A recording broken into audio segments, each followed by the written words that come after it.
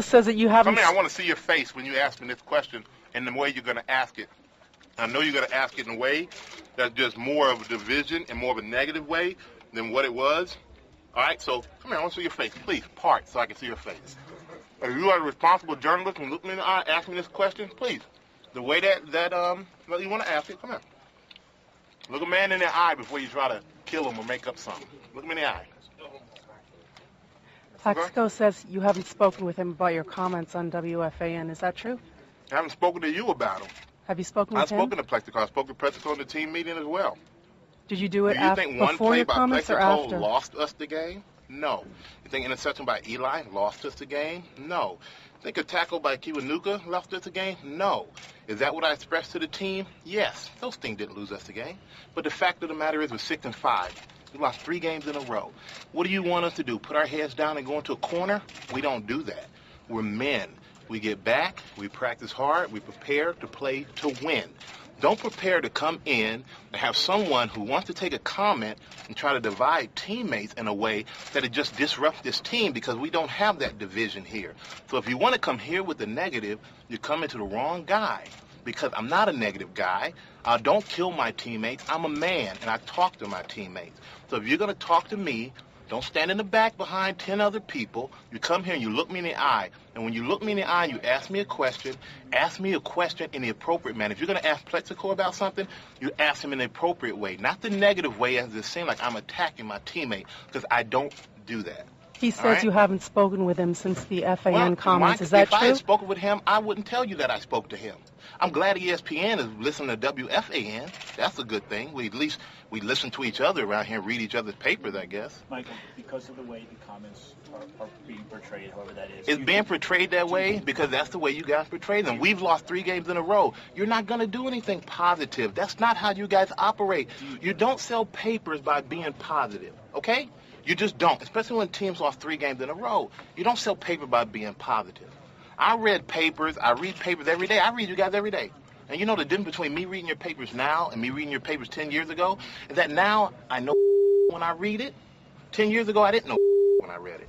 So now I can read your papers. It doesn't bother me because half is garbage. The only thing that bothers me is the fact that you mislead people outside this locker room when you guys spend more time with us than we damn near spend with ourselves sometimes. Michael, these are your words. I'm done because I have a 12 o'clock meeting because we have the Cowboys this week. I appreciate it.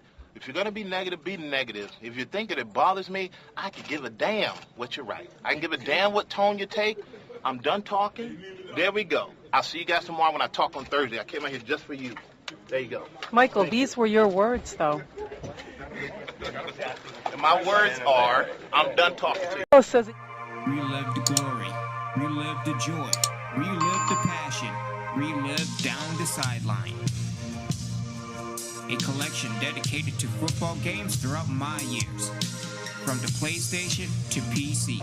Replay and enjoy your favorite classic football games, the ones you'll remember to the ones you'll never forget. Down the sideline! Down the sideline.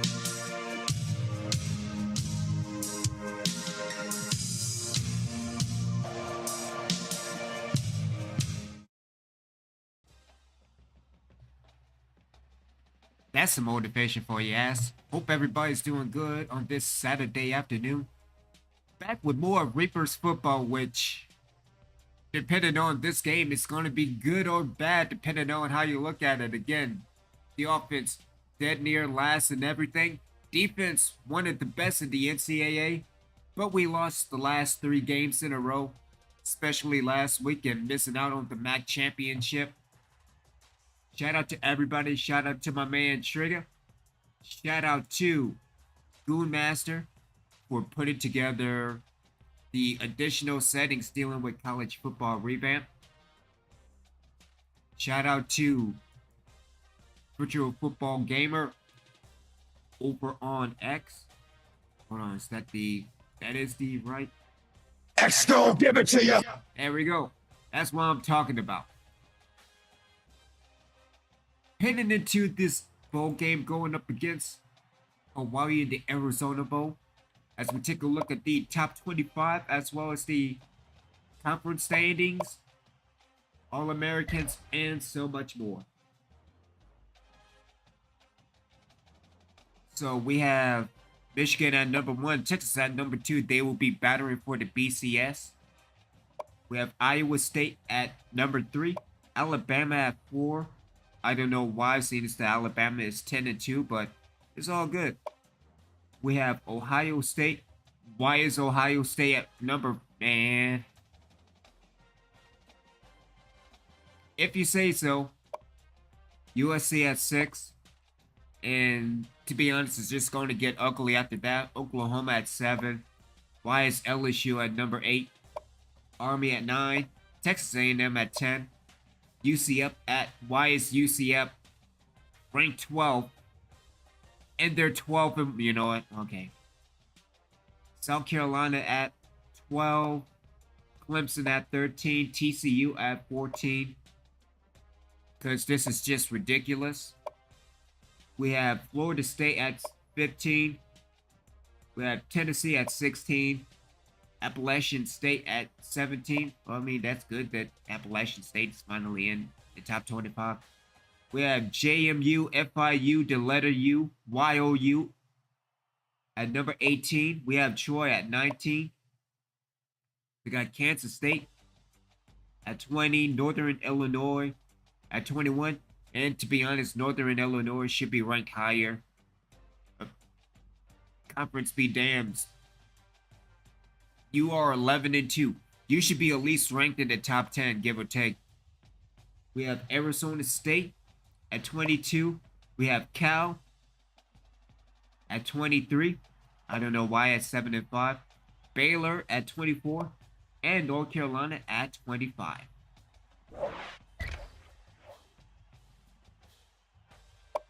Dealing with the conference.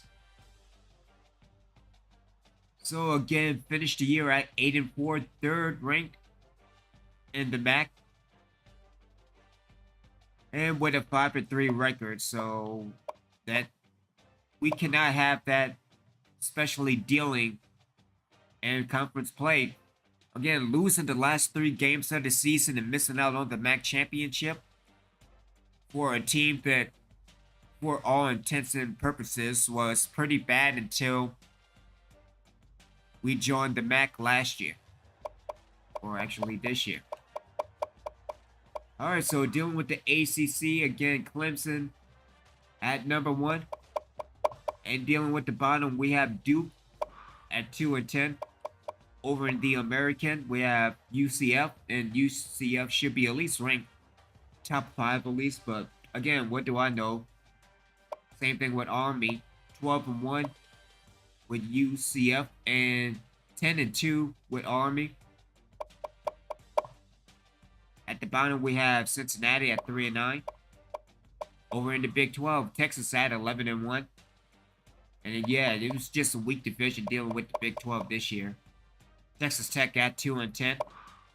Over in the Big 10, Michigan and Ohio State again 12-1 and 11-1. That one loss might be Michigan. So dealing on the bottom, we have Indiana. Over in the CUSA,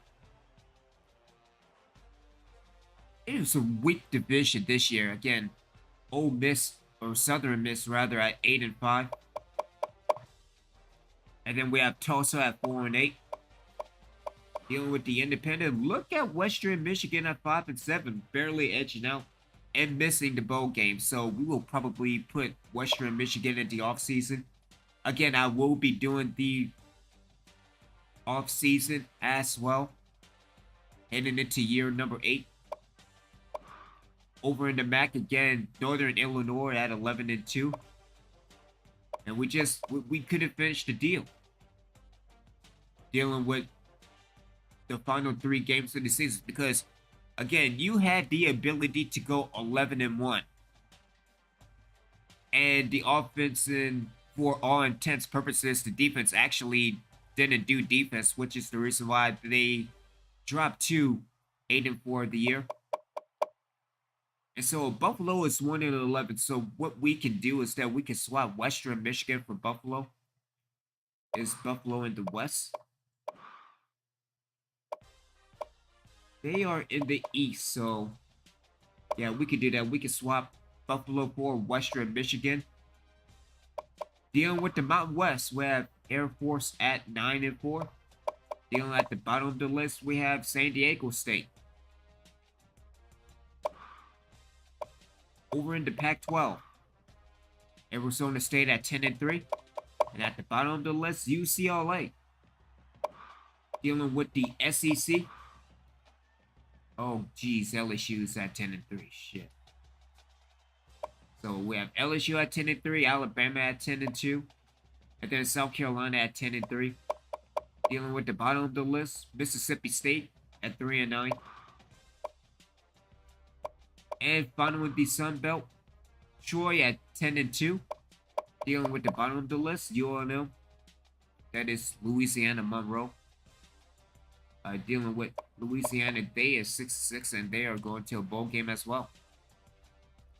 And so we will do that in the offseason. We will swap Western Michigan for Buffalo, seeing as that Buffalo is 1-11. And shout out to Everything Pro Wrestling. Shout out to Conrad, but yeah, Buffalo ain't happening, bro. Dealing with the... Oh, my bad. Let's go to the... Oh, well, right here. So, dealing with the All-Americans. Dealing with all NCAA. So, we have Kyle Lawrence. I did DVT and good stuff. We also have David Davis.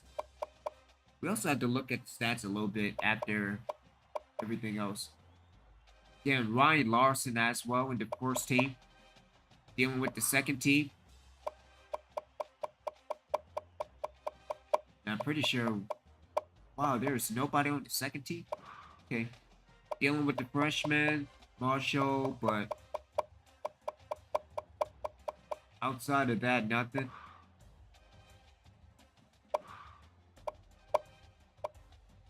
Dealing with the All-MAC first team. Again, Rucker again. Again, hopefully we can put a lot of... Ooh, look at that. So, Larson. And then Pat Jones as the cornerback. So, good stuff for Pat Jones. Hopefully he... I don't know. He is on a hot streak, and yet he really hasn't done anything dealing with this defense. But first team, Kyle Lawrence, David Davis, Pat Jones, and Ryan Larson. First team. Dealing with the second team. Whoa, never mind. Never mind. We got Andrew Riggs. And then we got David Harvey as well. So not bad with second team of the MAC. Alright, so dealing with the Heisman's again, you're looking at the winner of Donald Chase out of NIU. Again, Adrian Williams in second place out of South Carolina.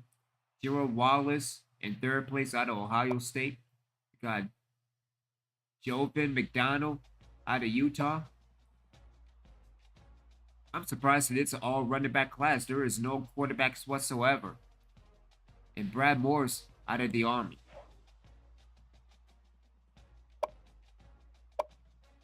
Chippy Chip contenders.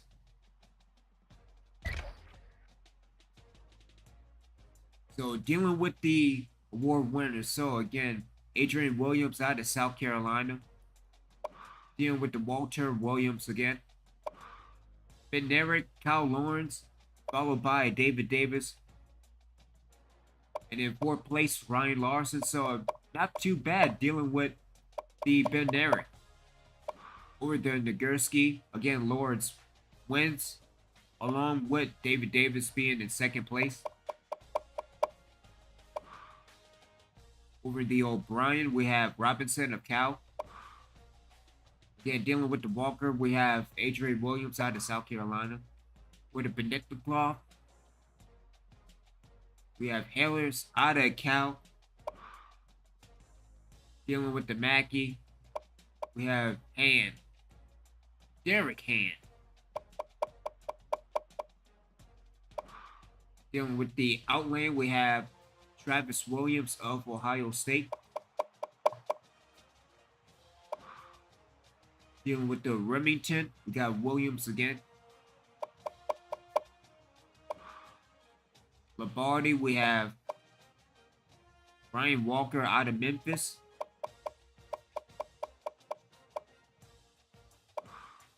Dealing with the Buckets. Again, Kyle Lawrence and David Davis strong in second place.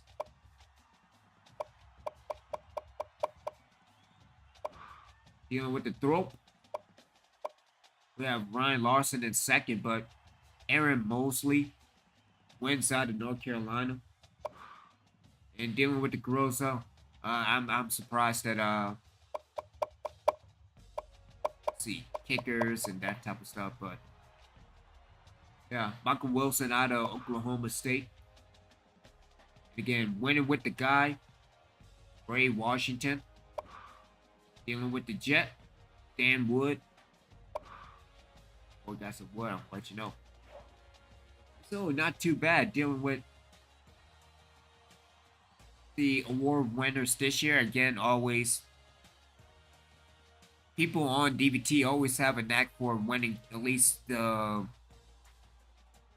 buckets, from winning the, not the Maxwell, oh, I forgot everything already. Nagurski and the Beneric. Jeez, damn, Obi-Wan. Alright. So, let's actually go to the stats real quick. And yeah, we need an offense. We need a offense. Much less an offensive line. Much less a quarterback. Much less a receiver. Much less a running back. We need an entire offense. The defense is fine. Even though we lost 3 games in a row. But Blake Young. Words, Obi-Wan. Blake Young didn't even get over 1,000 yards. I mean, this is sad. They're at 273, not even close. Seth Dunn at 350, but not even close. I'm looking on the defense. So we got Larson with 57 tackles. Kyle Lawrence with 55. Dealing with sacks, we have Kyle Lawrence at 18. David Davis at 16. Followed by Thomas with 11.5, but it's not even close. Interception leaders, Pat Jones with 3, but ranked 96. And dealing with the kickers, we have Logan at 49. We will get into recruiting in the offseason a little bit later. But he will most likely be a senior, so we will probably redshirt our next kicker. Alright. Let's get this over with. Dealing with Hawaii.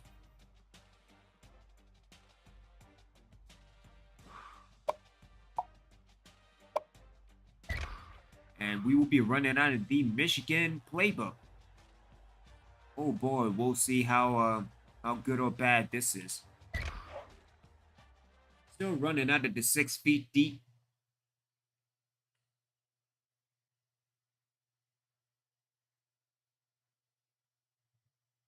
And to see, you look at the offense not doing the offensive thing, which is offense.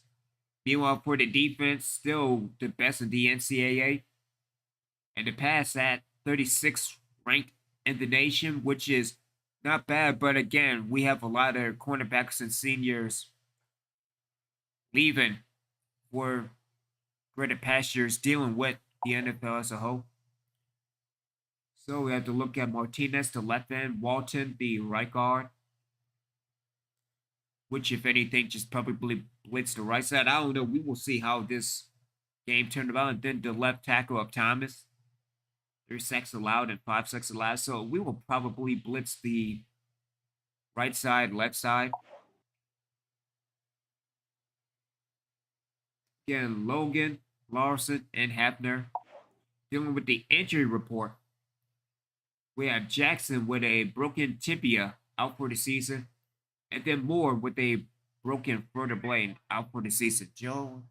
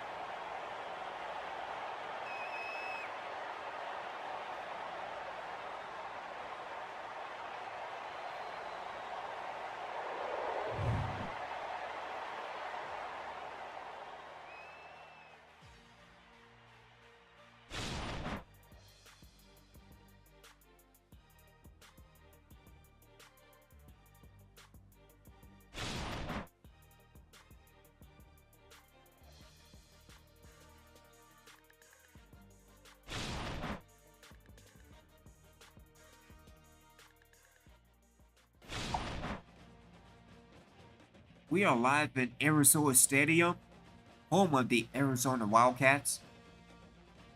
This is the Arizona Bowl. DVT versus Hawaii. 8-4 going up against 7-6. DVT selected heads. And it is tails, but oh boy, we get to see the offense. That's fantastic. Barrett set to return. Here and Marcus Kelly on the return, and here we go in the Arizona Bowl.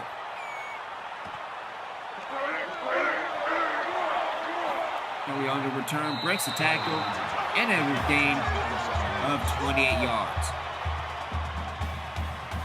So we'll see what this offense can do. 1st and 10. Oh, at the 31.5-yard line.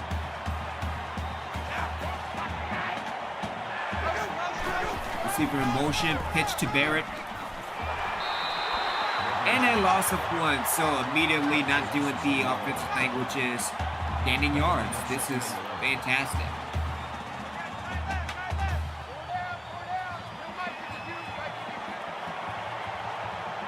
Blake Young, error to the left, throw completed. Completion 2, set done, gain of 10, and brings up the 3rd and 1. Again, Reapers running the hurry-up offense.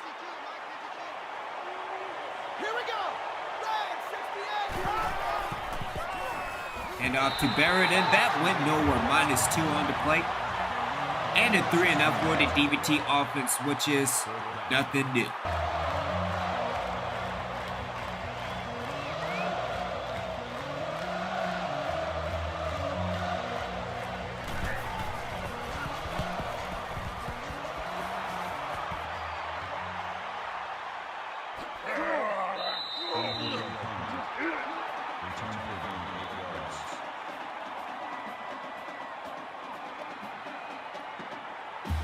Grant with 8 yards on the return, and here we go for the Reapers defense.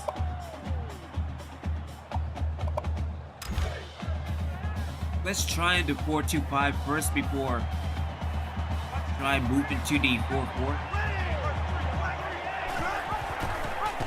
Running out of the option, breaks the tackle. And not called for a face mask. I'm surprised.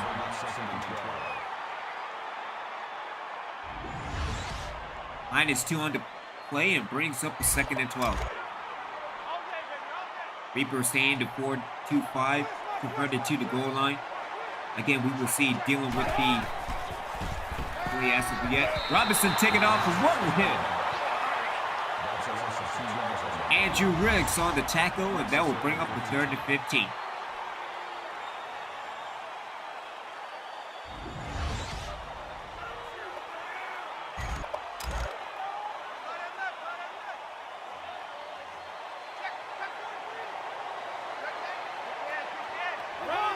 Third and 15, running into pressure. It nearly intercepted. James Williams on the deflection and brings up the 4th and 15. Good job by the Reapers defense. And hey, look at that. The offense did the offensive thing, which is score points. That is outstanding. And so DVT in the lead 7-0, 1:11 left in the first quarter. And up to Alexander, and that went nowhere. Brandon White on the tackle. And again, he will be graduated.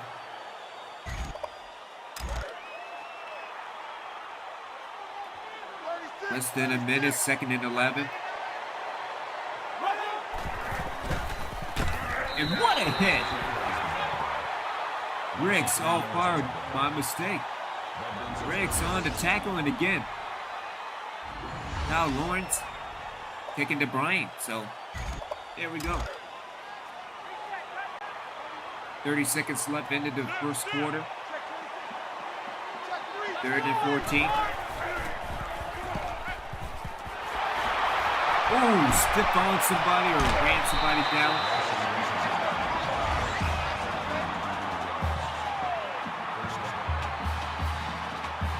Again, Brandon White coming in under pressure. And brings us to 1st and 10. for Hawaii.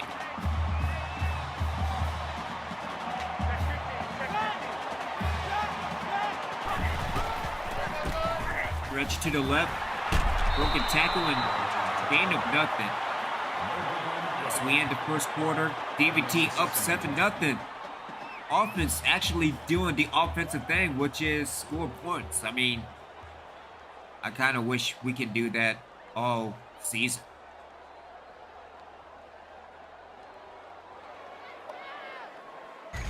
Beginning of the second quarter, DVT remains in the 4-2-5. Hawaii is driving.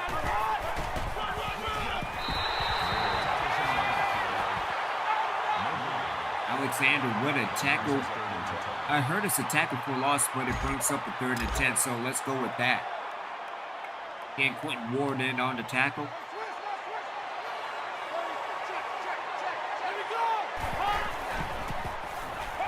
And what a hit again, and that brings up a 4th and 18. Kyle Lawrence in on the sack. Then came in right off the edge.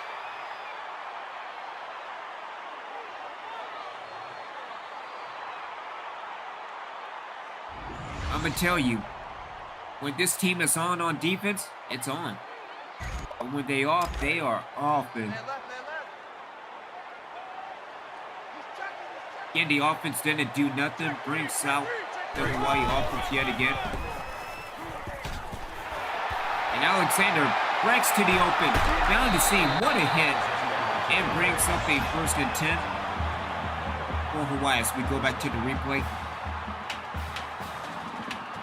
A little bit off dealing with Quentin Ward in the tackle. I thought that was going to be a fumble, but a good hit. And Hawaii is in business. Again, we will switch to the 4-4.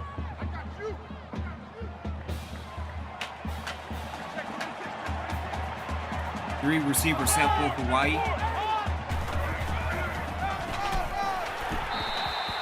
And a gain of 1 to Foster.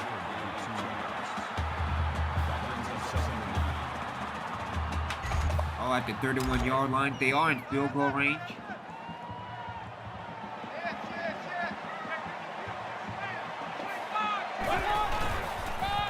And up to Alexander.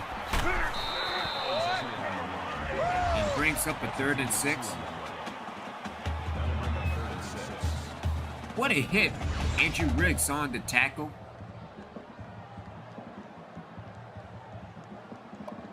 We reached the 3-minute mark. We will remain in the 4-4. Hawaii 1 for 3 on 3rd down.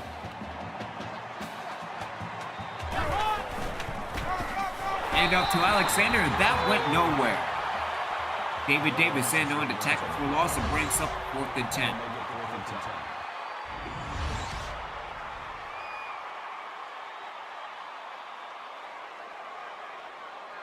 This will be a 50-yard field goal from the left hash. Let's see if they can get some points on the board. Kick us up. And it is good. So with 2:30 left, we will see the DVT offense. Marcus Kelly on the return. Gain of 21. And out comes the DVT offense. My mistake, 59-yard field goal. Oh wait, that's the kickoff. Never mind. So here we go, ball at the 25-yard line. And up to Barrett. Barrett trying to do something and got a gain of 4. That makes it 2nd and 6. Closing in on 2 minutes, 2nd and 6. And up to Barrett again, and that went no. Barrett.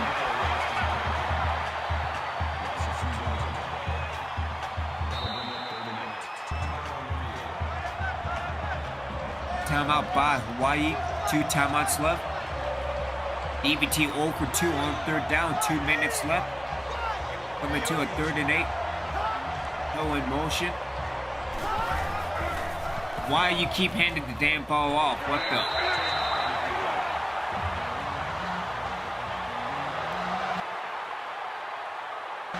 See, this is the reason why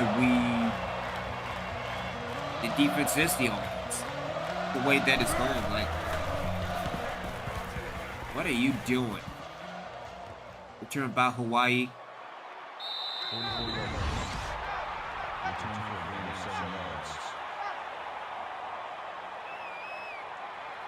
And so here we go with this Hawaii offense. 1:49 left. One timeout remaining. DVT decided to stay in the 4-4.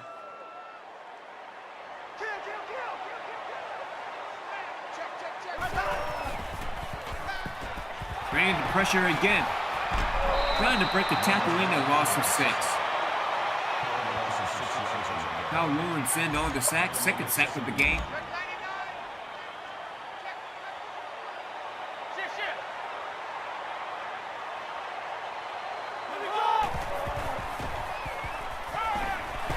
And again, another sack.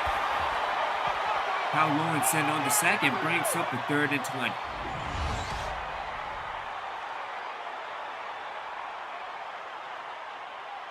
Tell you, man, when that defense is on, it is on.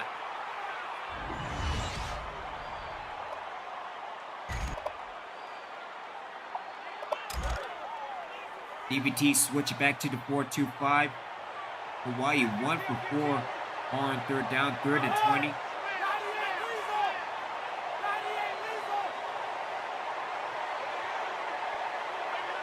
Trying to chew some clock. Probably a draw to Alexander.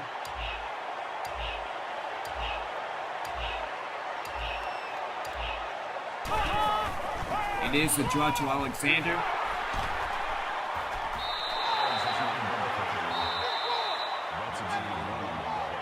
Gain of 1 for Alexander, and DVT takes the timeout. With 41 seconds yet, Marcus Kelly on the return. Hopefully, Marcus Kelly can get the Reapers into some good field position.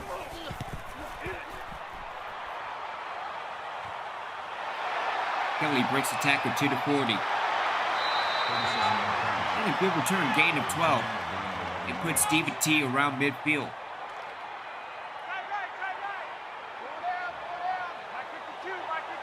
So here we go with the DVT offense.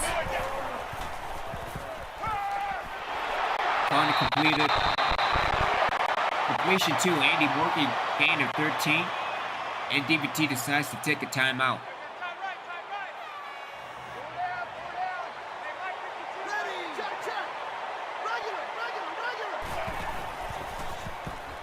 Young with the throw.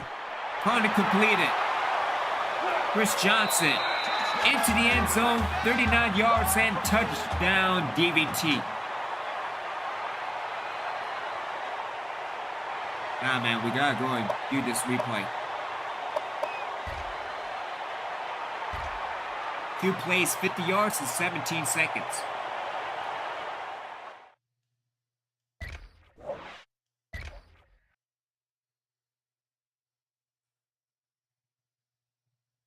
Yeah, left the man wide open.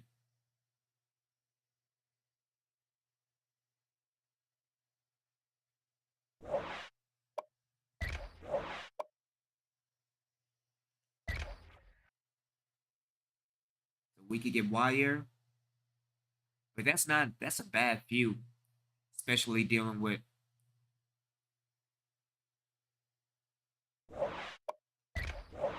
let's do press box type.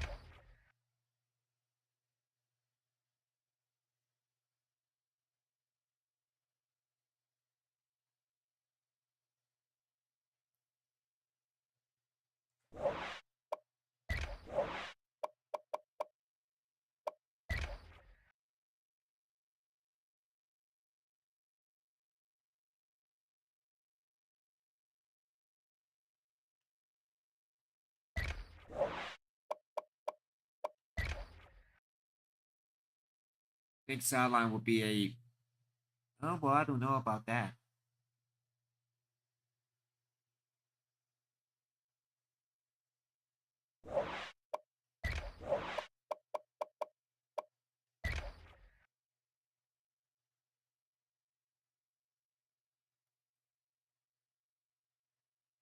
Completion to Andy Morgan and completion to Chris Johnson. Receiver into the end zone. And the Reapers are up. Heading into halftime. Up by 11 with 14 seconds left in the first half. And we will most likely see Hawaii kick another draw play and head into halftime.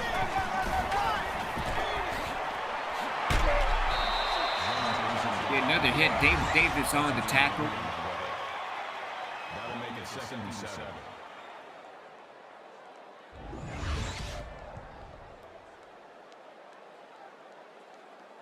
And DVT is up by 11, heading into halftime, 14-3.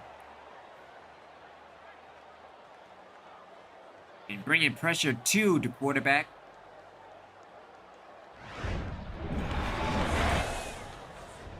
And I'm actually surprised that the offense actually is doing offense. I mean, you could have brought that the entire year.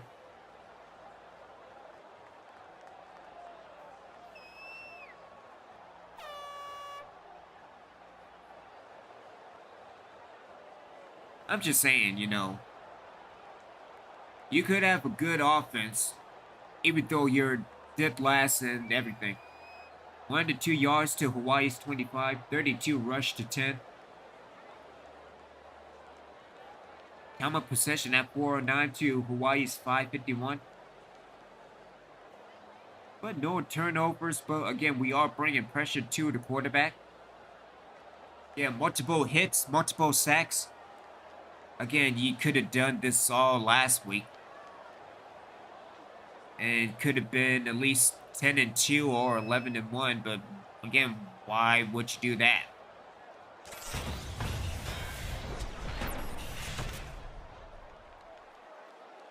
Grant back to return. And so DVT will get the defense back on the field. Return by Hawaii. Trying to break a tackle.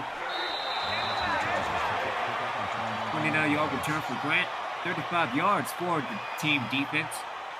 4 sacks. And bringing a lot of pressure. Again, we will stay in the 4-2-5.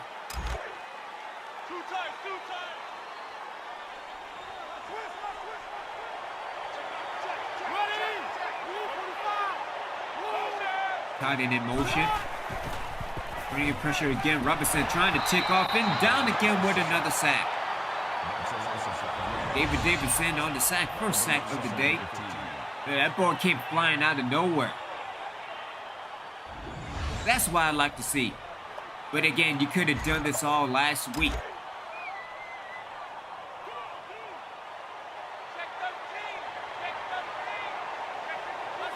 So here we go, 2nd and 15. Counted to went nowhere, -3 on the play. And David Davidson on the tackle.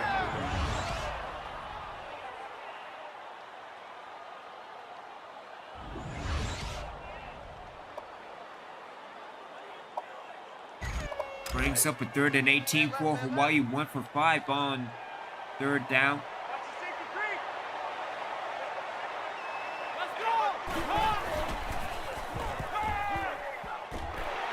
And down again with another sack. Kyle Lawrenson on the sack, 4th sack of the game. He might be on record for the most sacks in the game. And brings up a 4th and 26 for the Hawaii offense. We will see the DVT offense. And so far, they have been pretty good.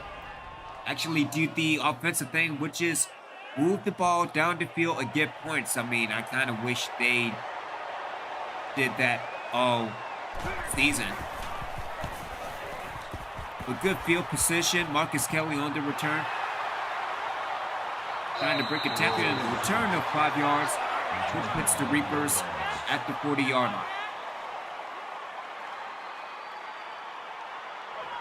line. Mistake, the 42-yard line. So here comes Blake Young in the offense all by himself. Probably end around it is. And that went nowhere, see. How about we continue to pass the ball because, yeah, that's been working. Been doing okay.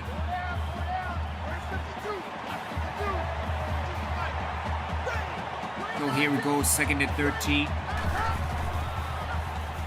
Legion trying to tick up and down with a sack for 5 yards. So at least the defense has been good.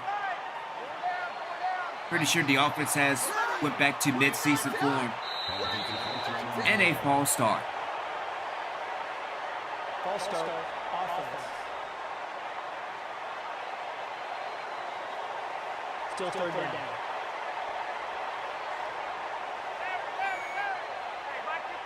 Turned into a 3rd and 22. Shout out to my man Y2B Blake Young. All by himself with the throw. And an incomplete that brings up a 4th and 22. Intended for Kevin Martin. And good position for this DVT defense. Ball at the 6-yard line. And will it be a safety? And is it a safety? Not just yet. But Rich Gross in on the sack. First sack of the game and brings up the 2nd and 15. On the edge of the back end zone, and they're in danger of losing 2 points to this DVT defense. And so here we go. 2nd and 15, ball at the 1-yard line.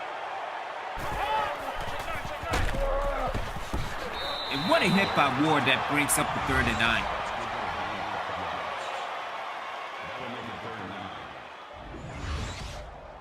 Again, they came in hitting hard, and they will continue to hit hard for the rest of the game. Again, over 6 sacks, but Hawaii 1 for 6 on 3rd down.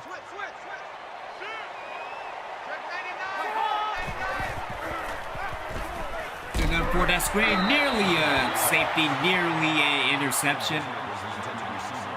CJ Paul on the coverage as well.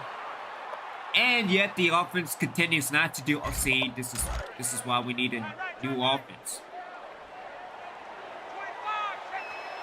And so DVT still up by 11, 1:10 left in the 3rd quarter. Robinson trying to take off, and what a hit again. Brings up a gain of 3. Again, Rodney Gordon was in on the supposed sack, but Robinson got out of it. Brings up a 2nd and 7. DVT decides to stay in the 4-4.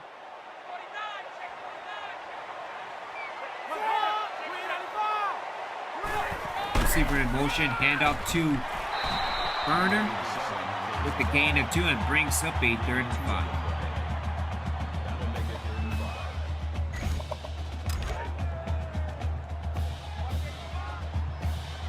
And this DVT defense has been doing pretty good. 1 for 7 dealing with the Hawaii offense. Setting up that screen. And what a hit.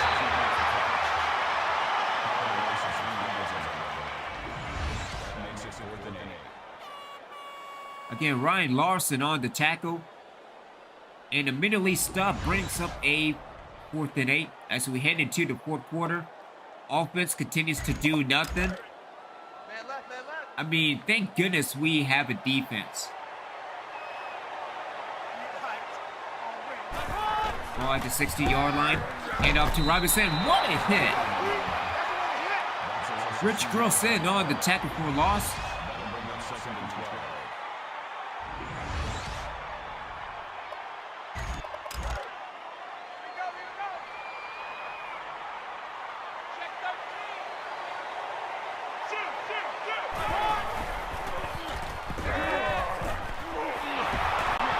Tackled by Ward, and what a hit again. It brings up a 3rd and 4, gain of 8.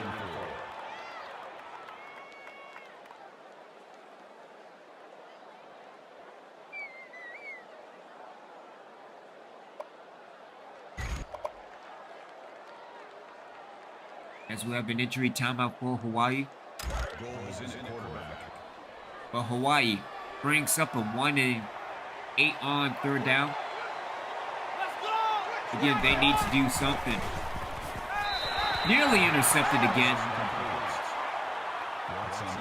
New quarterback, and also Robinson is hurt.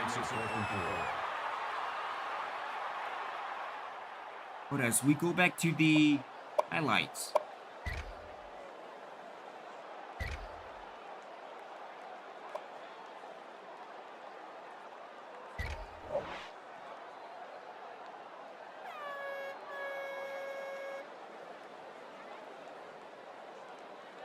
Oh yeah.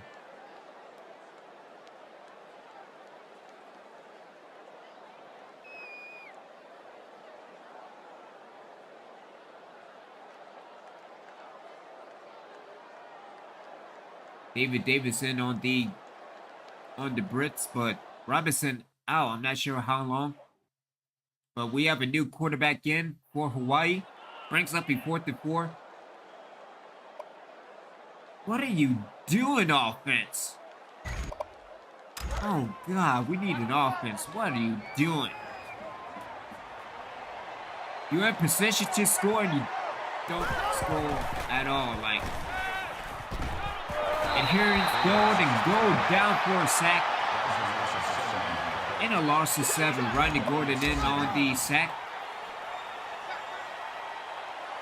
Not much time left for Hawaii. Bringing in the pressure. An interception, David Davis into the end zone. Touchdown, DVT.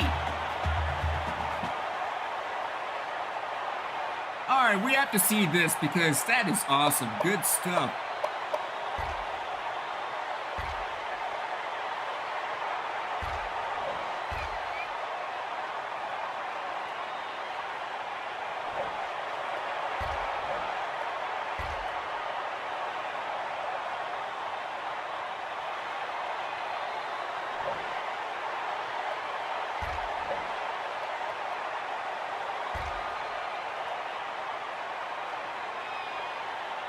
A forced fumble.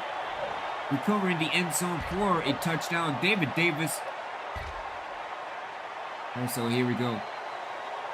Kyle Lawrence in on the forced fumble. Returned by David Davis for a touchdown. I'm getting all angles. Not sure if Curtis in, but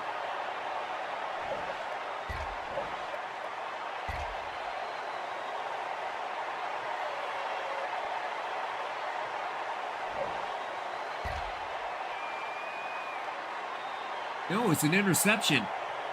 It's an interception by David Davis, returned for a touchdown.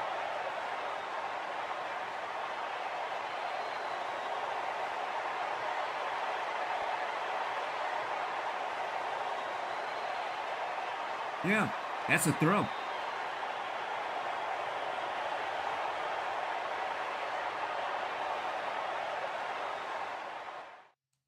Oh, DVT is going to win the Arizona Bowl. Yeah, you're right. And we have 1:11 left, so we can still see pain and suffering. You know, kind of like it was at the beginning of the year.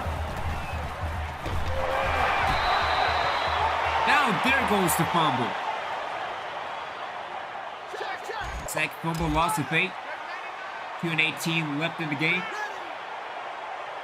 Caught it in motion. And again, sack again. Sean Gold. Sack for 8 yards and a timeout by Hawaii. I mean, pain and suffering. Ooh. Oh, that's not good. That is not good at all.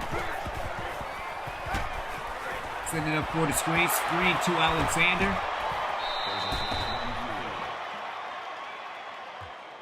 Offside. Defense.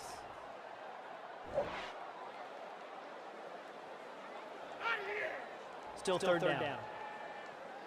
Brings up a 3rd and 20. As Hawaii now 1 from 9 on 3rd down. Getting Robinson out for 9 weeks. But at this point, kind of doesn't really matter. and most likely a personal foul. Personal foul. Roughing the passer. Defense.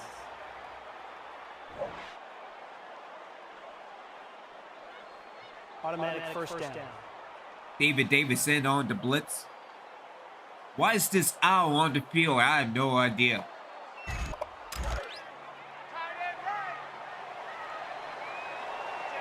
But with 42 seconds left, we'll see if Hawaii can get a score before the game is over.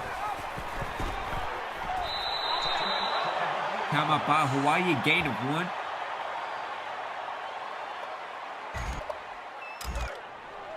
I believe Gold is going through a exorcism. And up to Alexander. Broken tackle and a gain of nothing.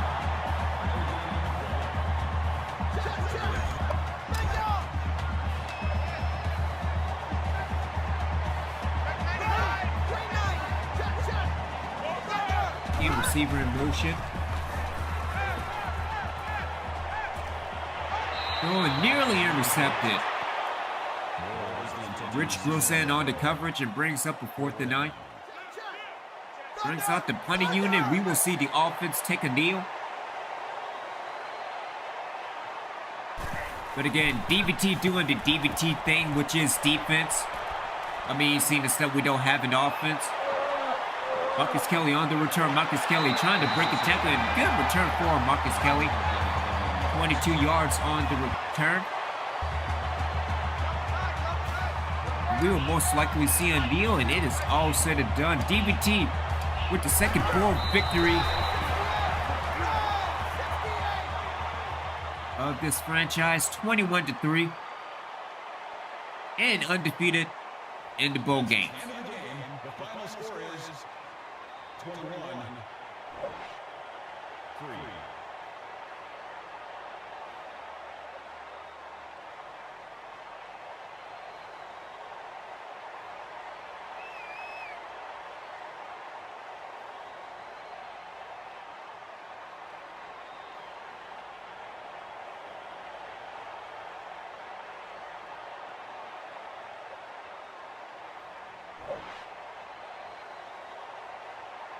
Kyle Lawrence, player of the game.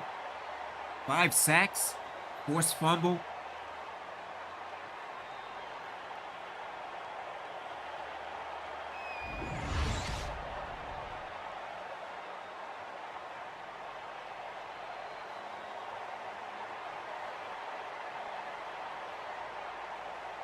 Actually happened that the offense came to play offense.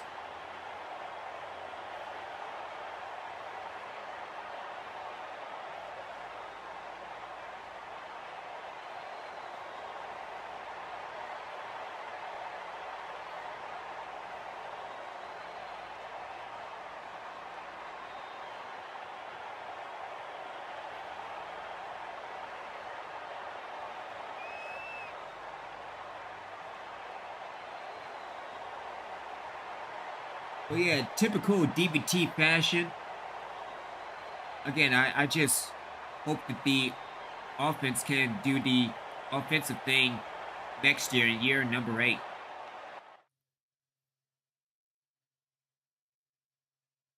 So in the new record for Kyle Lawrence, with 23 sacks on the season.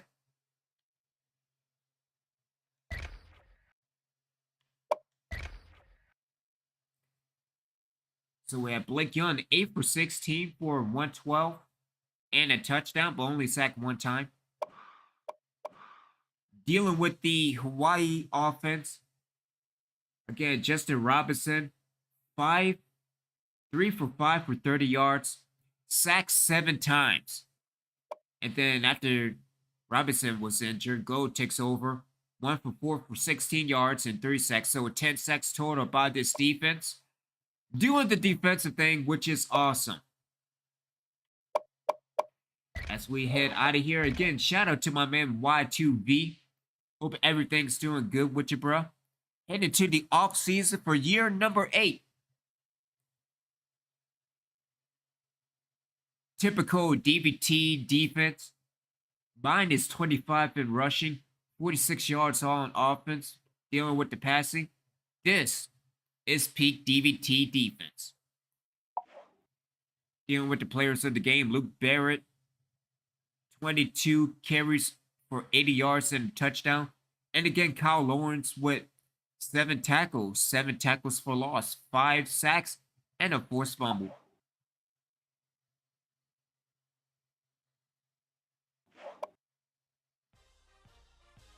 Winners of the Arizona Bowl. Frank Grimm is at level 17. Be sure we get that save going. And advance to the end of the bowl season.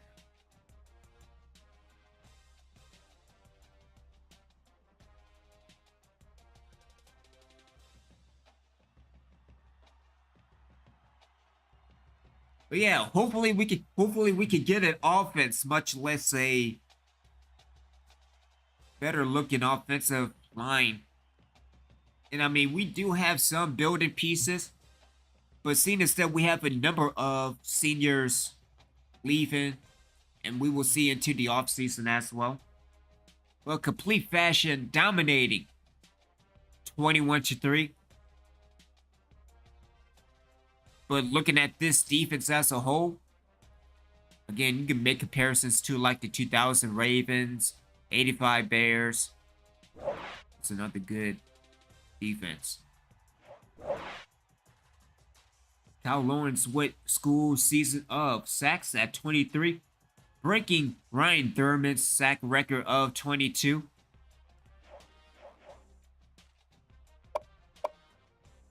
And so headed to end of the bowl season. Again, dealing with the Arizona Bowl. Oh, hold up. Let's go into the bowl season. There we go. Arizona Bowl. DVT dominating Hawaii 21-3. Memphis with the win over FIU, JMU, YOU, the letter U. 37-36. That looked like that was a fantastic game to watch. Toledo losing to UNLV 17-31 in the Potato Bowl. Dealing with the Gasparilla Bowl. Is that Union? That's Union home. I thought it was Union 1. But Utah with the win over Arkansas 37-21. Oregon State with the win over Air Force in the Las Vegas Bowl. Yeah, I said that right. Air Force with the win over Oregon State 42-35. Dealing with the New Orleans Bowl, Troy with the win over Florida Atlantic 34-29. Tulane edging out and losing to San Jose State 28-31. That looked like a heartbreak for Tulane. Dealing with the Quick Lane Bowl. Northern Illinois edging out Northwestern 30-29. That looked like a fantastic game.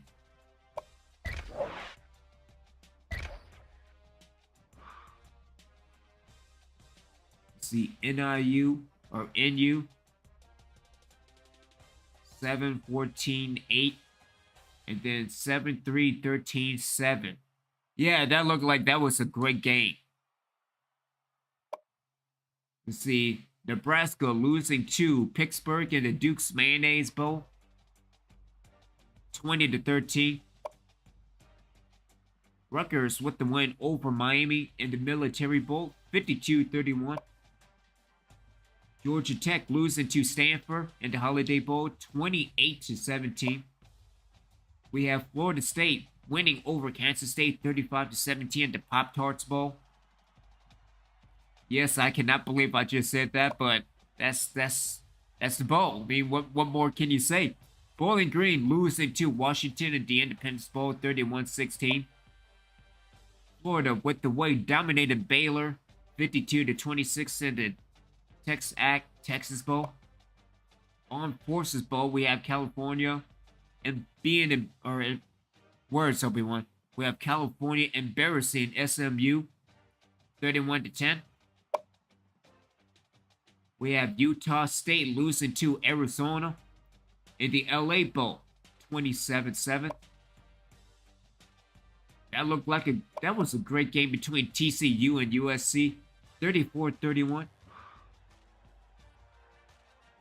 Oh, it went into overtime. Oh, man. Oh, that was awesome. 34-31. TCU pulling off the upset. Even though that TCU is ranked 9th and USC is 14th, but again, like, it doesn't really matter, I guess. Let's see, dealing with the Guaranteed Rate Bowl. Ole Miss with the win over Michigan State, 31-21. That looked like another great game. Jeez, Obi-Wan. 31-28, Oregon over Boston College.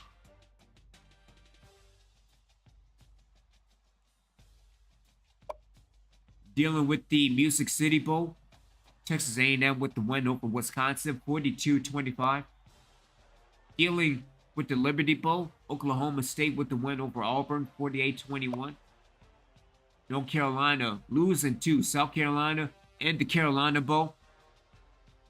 Well, I mean, there's Charlotte and but that in Appalachian State, but that kind of really doesn't count. But in the more important Carolina, let me put it to you that way. North Carolina losing to South Carolina. That looked like another great game in the First Responder Bowl with Colorado winning over Middle Tennessee State. We got Georgia Southern winning over Appalachian State, 26-14, the Cheez-Its Bowl. Dealing with the, the Roller Crest?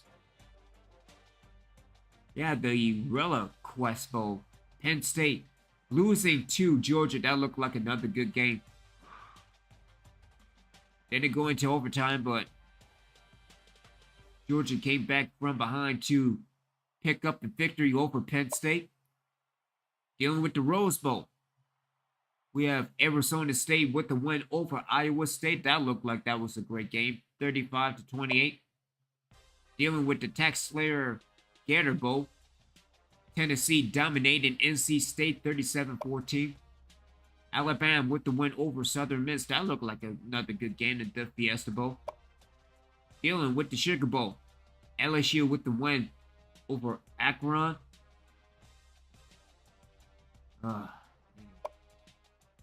Dealing with the Cotton Bowl. Oklahoma losing to Ohio State 38-28.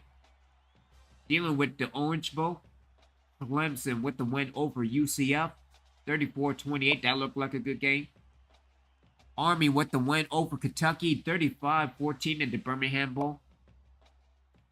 Dealing with the Linden Tree Bowl. Georgia State with the win over Eastern Michigan 31-21. And Texas is the BCS champion. And that's a fantastic way to end the season. 31-28 over Michigan.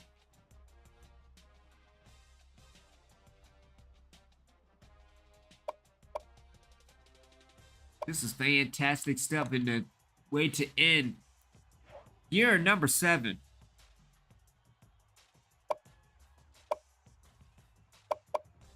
And so we will head into the end of the season. DVT winners for the second time in their school's history. Again, won the Nagurski, won the Buckets, won the Bernera, won a bowl game. School record for most sacks, even though it's a big fat nothing. Ranked first in points allowed, ranked first in sacks, ranked first in rush yards allowed. Earn a bowl bid, first team All-American, win a game, first team All-Conference, appointed under 10 points. No, I kind of wish it was a shutout. Second team All-Conference, appointed under 150 yards rushing. Defensive touchdown, opponent under 300 pass yards, 3+ sacks, force a turnover. It's a great way.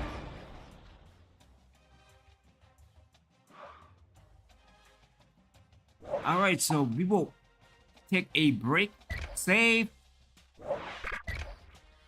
We will take a break and be back with the off-season number 7. You're watching Reverse Football.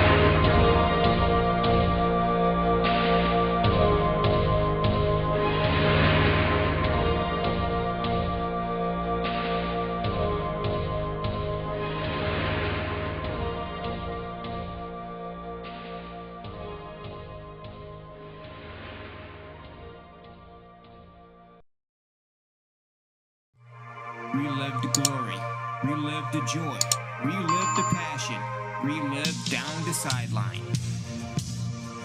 A collection dedicated to football games throughout my years, from the PlayStation to PC.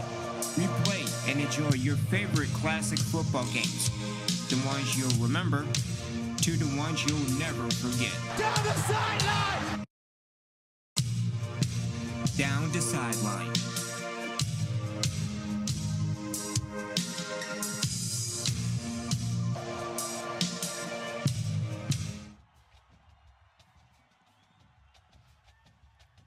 As we return to Reapers football, I am Original Biggie One. Hope everybody is doing good on this Saturday afternoon. Shout out to my man Y2 Viral, as well as the rest of the original ones. Shout out to Trigger. Shout out to Google Master. Shout out to my man over on X, Virtual Football Gamer. X gon' give it to you. There we go. That's what I'm talking about. Make sure you check them out over on X and over on YouTube, dealing with the link in the descriptions below, dealing with not only creative team, but also dealing with the additional stuff with the creative stadium, as well as all the other accessories for Google Master as well. Reapers winning for the second time in the school's history, 21-3 over Hawaii in the Arizona Bowl. Reapers are undefeated in the bowl games, and we head into the coach words, everyone. We are going into the coaching carousel, heading into 2020 for year number 8, as the off season is underway.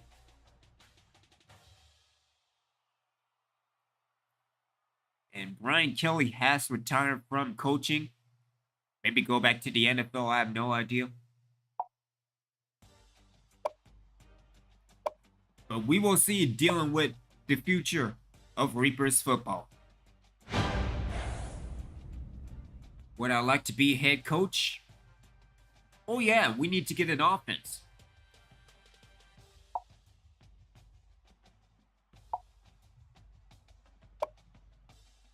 And again, I do like the coaching carousel.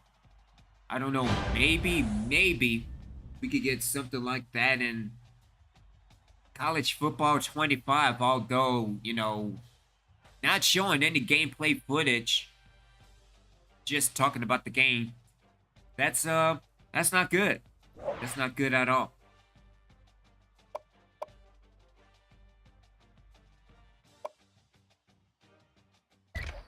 Alright, so send to my next offer. Defensive coordinator of Alabama, that will be a no.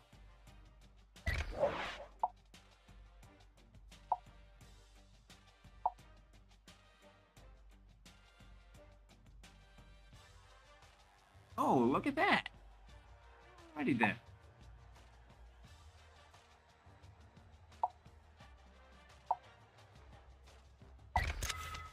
Let's see, defensive coordinator for Texas. Yeah, that's gonna be a no for me. Let's see. Defensive coordinator at USC. That's a no. Defensive coordinator at Notre Dame. Even though that Notre Dame is okay-ish.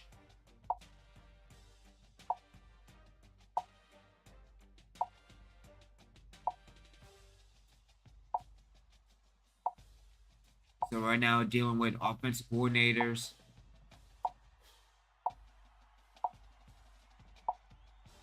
Let's see. Head coach job at UNM, but not New Mexico State.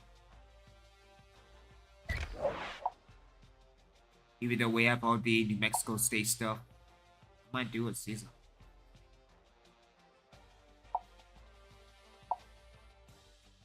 Alright, so dealing with defensive coordinator of South Carolina. I'm okay. I mean, y'all had beef over in North Carolina and Charlotte and Appalachian State. and especially dealing with more battles to come between North Carolina and South Carolina, y'all should be okay. Head coach job at University of Texas of San Antonio. Nah, brother, that doesn't work for me.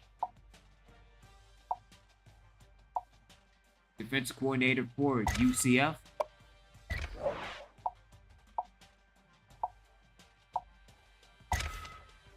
Defensive coordinator for NIU. Why would I go to my own conference division?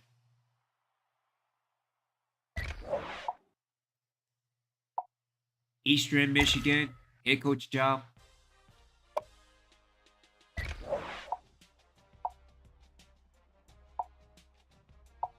Offensive coordinator for Maryland. Defensive coordinator for Syracuse.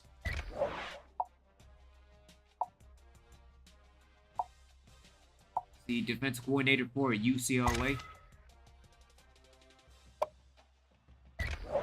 Again, dropping to 1-11 in the Pac-12.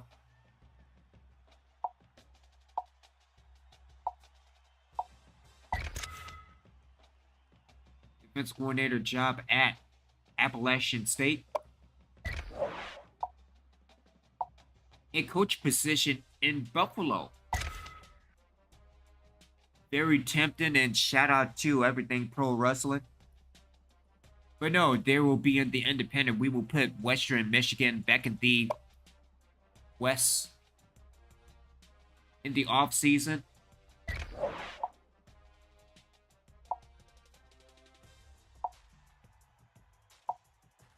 Let me see, defense coordinator for Fresno State. I don't know. I'm getting like used car man sales, so that doesn't work for me. Let's see, Middle Tennessee State. Defensive coordinator, South Alabama, Louisiana Monroe. Head coaching job at UNL. Defensive coordinator job at West Virginia, excuse me.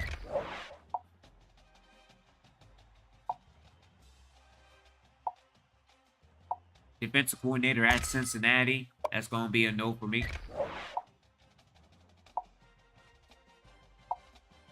Houston with the offensive coordinator. Memphis with defensive coordinator.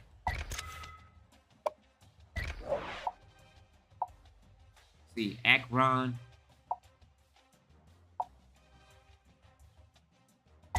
Head coaching position for Ball State. Maybe Ball, no, I have no idea. So Bowling Green. Defensive coordinator at Bowling Green. See, that doesn't work for me, brother. Hawaii needs a offense and defense coordinator.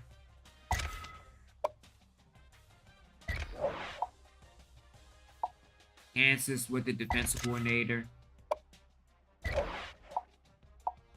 Kent State. And then Texas State.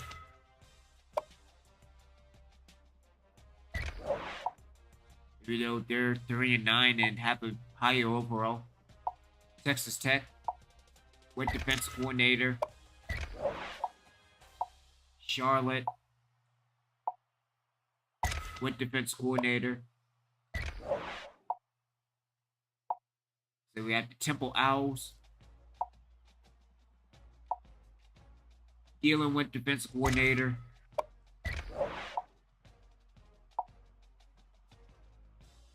Alright. Yeah, shit. Here we go again. Alright.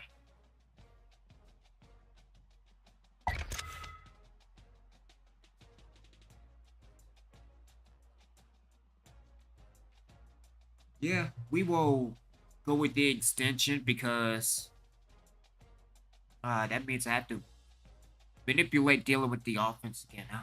Alright.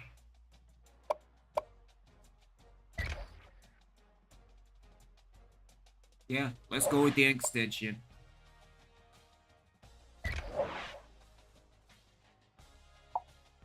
Let's see, South Carolina offensive coordinator. Offensive coordinator. There we go. Dealing with Buffalo. Let's see, Duke, Eastern Michigan, New Mexico, San Diego State, Louisiana Monroe, and San Antonio.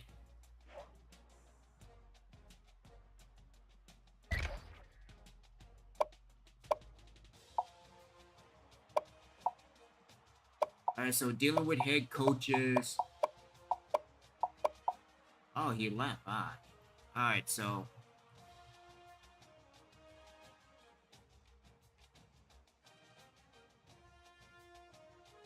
He left for the job at Air Force. So, well, why didn't you ask Frank Graham for the head coach position at DVT? Excuse me. You know what? Let's just move on. So.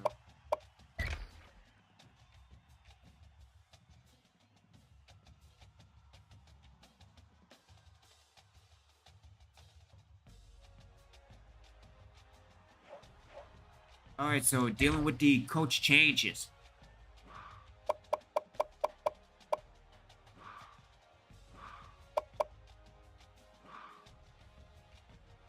Alright, so we will get Josh Gaddis. New head coach as Brad Glenn left for a new job over in the Air Force. Dealing with the offensive coordinator. So we got Tim Ledger out of Buffalo. Again, got fired. Nothing with the offensive coordinator. So I think Murphy is offensive coordinator for another year. And got the extension. So again, we will be defensive coordinator again. We're dealing with players leaving. So we have Ryan Larson declaring for the draft. And we have 2 transfers from Joe Harris and Rodney Gordon.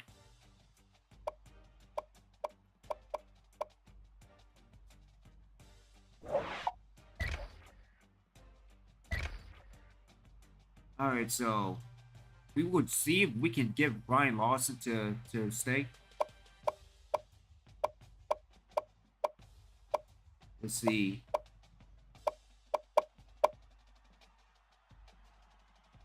Let's go for...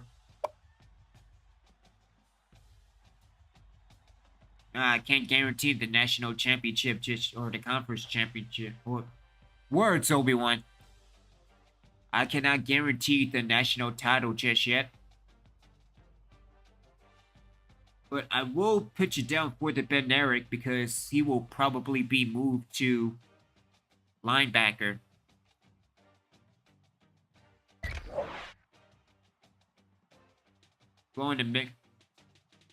I'm ready to make my decision. I'm going to come back next year, coach. Good stuff. So he's staying.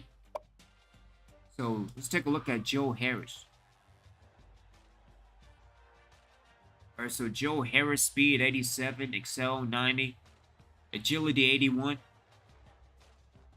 Man and zone, pretty good, 79 and 75. Per 71.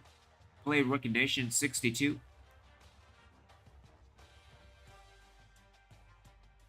He is transferring to UNL.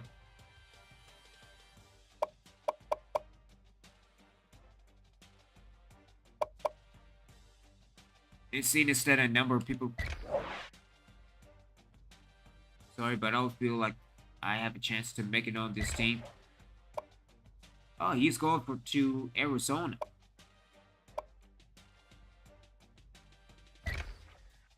And then with Rodney Gordon.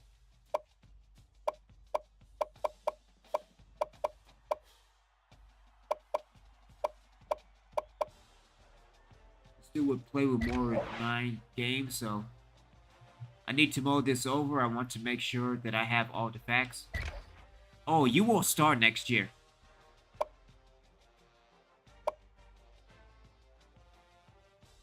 See, more than 40 tackles, 80 tackles, 120 tackles.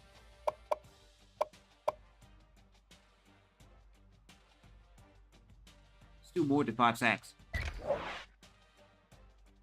You bring up some good points, coach, but I still haven't made up my mind.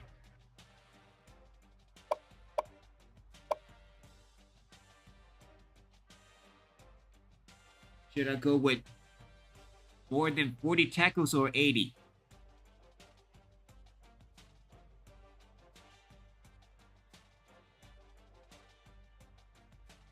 Because I don't want to give up Gordon, because I mean he has improved, so.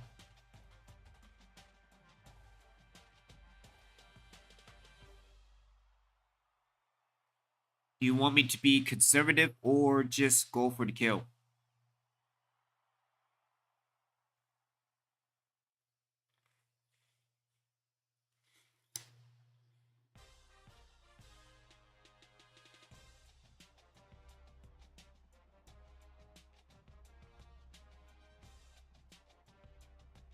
Let me be conservative.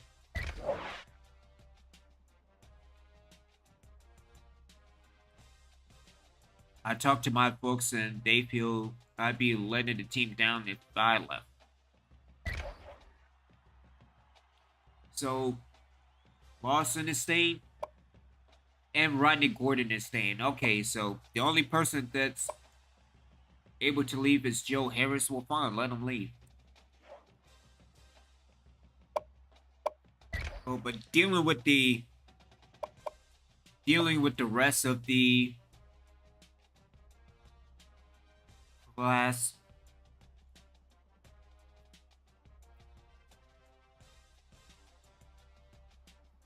Yeah, I'm telling you, words, everyone. Alright, dealing with the class, so Kyle Lawrence is able to go, so Kyle Lawrence, Brandon White, David Davis, Kevin Gibson, J.D. McNeil, James Williams, C.J. Hall, Pat Jones, Marcus Kelly, Kevin Martin, Scott Fuqua. They are all out of here, so.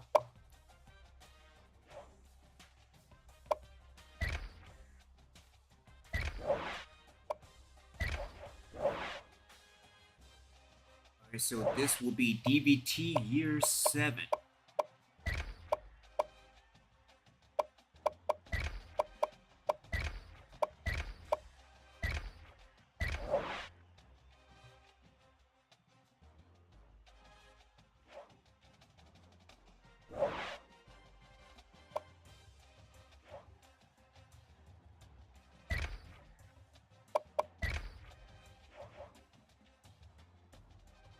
We're dealing with the draft results. Again, none for DVT. Air Force has one. Akron with one. Let's go and see.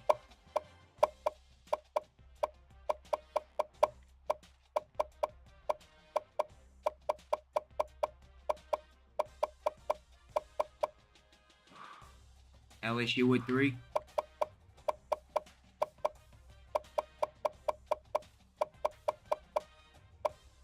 The UNM with none.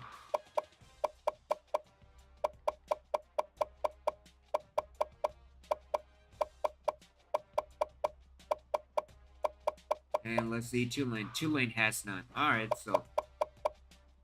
Damn thing. Dealing with the transfer requests. Who are you? Who are you? Who are you? Justin Baldwin. Speed 80, Excel 92, Agility 52. That's not good.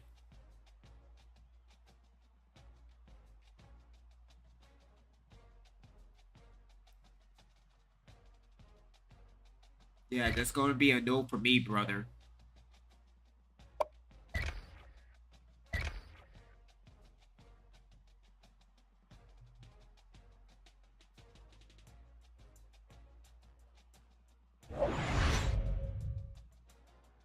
We have a convinced to stay because of the draft and convinced to stay because of the transfer, so it's not bad. Alright, so headed back into recruiting. And again, we really don't have to do much per se.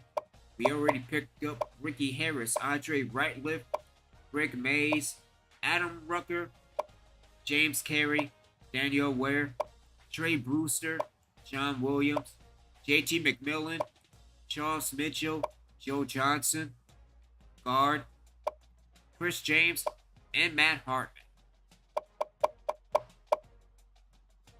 So what else? Let's see. We will probably drop Hoffman, Harry Coley,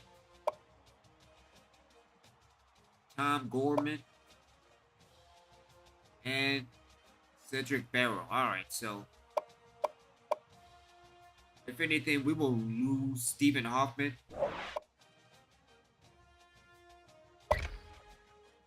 So yeah, let's get him out the race. And then we could probably lose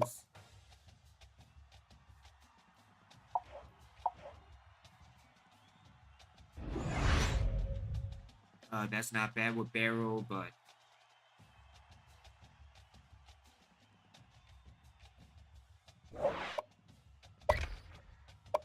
alright, so if anything, we could probably get all 4. So let's give Peter Little 2K.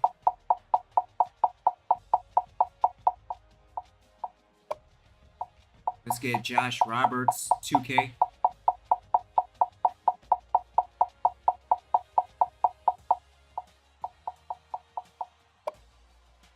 Let's get Coley 2K.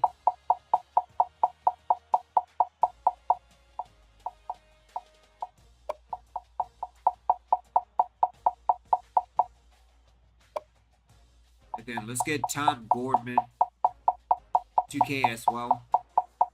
And then we will probably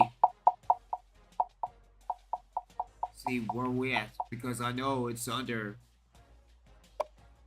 2,000, so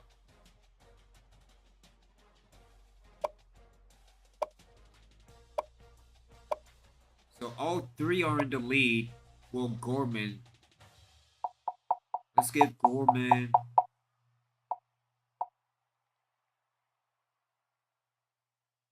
500. What if we could give everybody 2,500?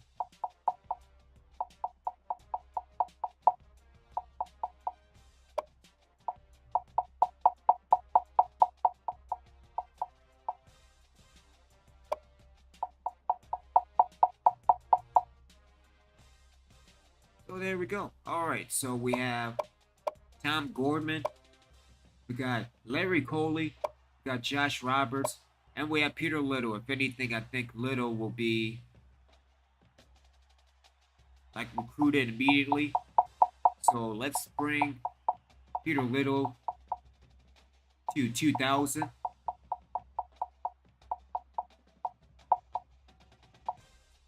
You know, let's do 45. Alright, so we have 400 left.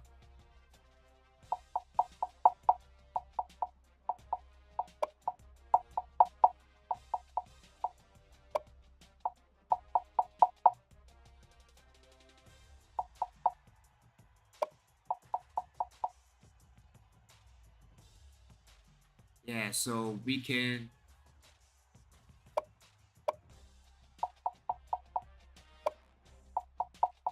let's give the extra to Tom Gorman. And so we have Larry Coley, and then we have Josh Roberts and Peter Little.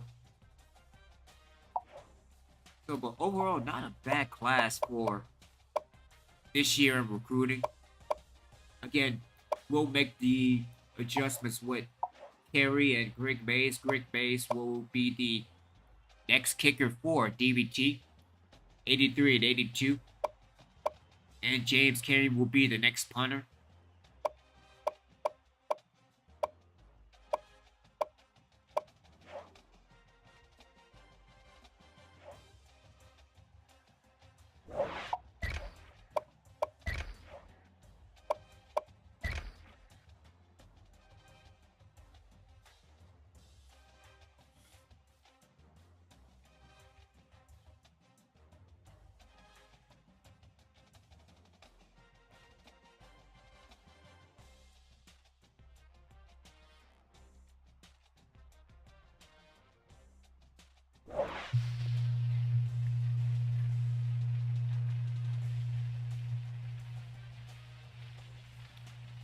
Cool, so we got everybody except for Tom Gorman.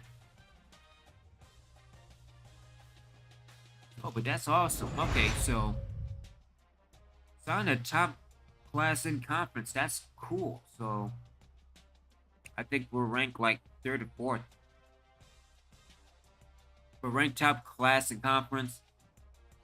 Build team needs. Sign a 4-star prospect. Sign a gem and a 3-star. So pretty good.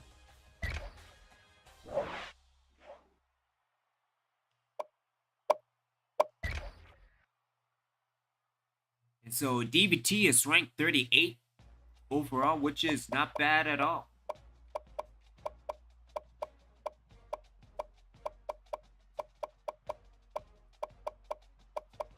Again, dealing with the top class. Number 1 is Michigan, followed by Texas, Alabama, Georgia, and Ohio State rounding out the top 5. Dealing with 5-star sign.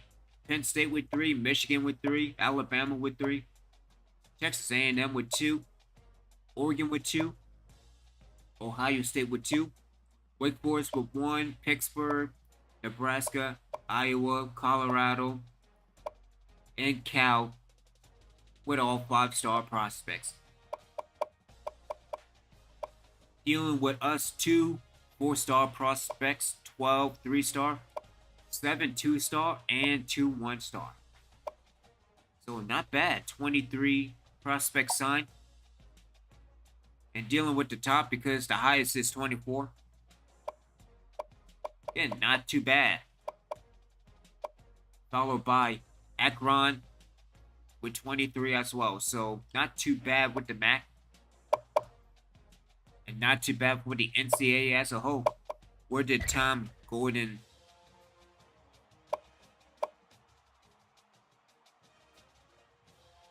Almost.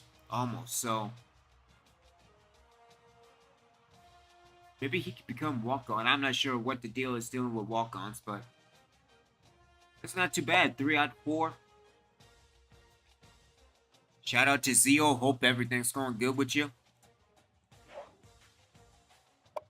But yeah, not too bad. Not too bad for recruiting in the offseason. Alright, dealing with the position changes.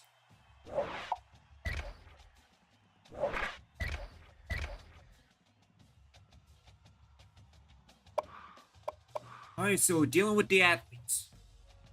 Peter Little. Let's take a look at his stats. Dealing with Peter Little. Speed out of 90. Strength out of 52. Agility at 88. Player recognition and man coverage. 80 and 81. So yeah, Peter Little is good on defense. So let's move him to... He should be good at free safety. Because if we are moving, we will probably move Lawson to middle linebacker. So let's do that right now. And then we have a bust in Josh Roberts. Again, speed 91, but agility out of 80. Man coverage out of 79. But to play rec out of 60.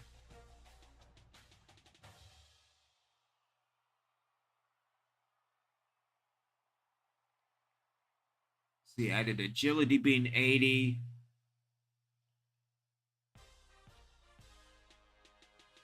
should be good at maybe running back, but then again, we don't have an offense.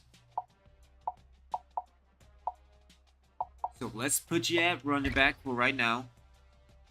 Doing good. Hope everything is going good with you. Hope you have a fantastic weekend so far. All right, dealing with the quarterbacks. So this will be Blake Young's final year at DBT. And then we have Joe Sims and Neil Bowser at juniors.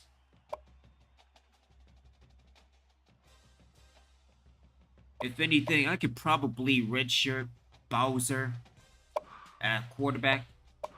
Dealing with the halfbacks, we have Matt Green, Luke Barrett, Josh Roberts, Larry Coley, and Josh Colbert.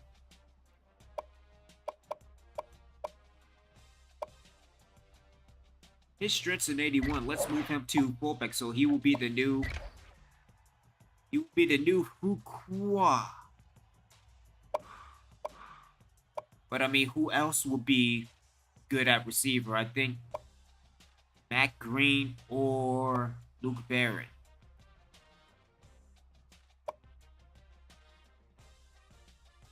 So would I move Matt Green or Luke? Let's move Luke Barrett to receiver.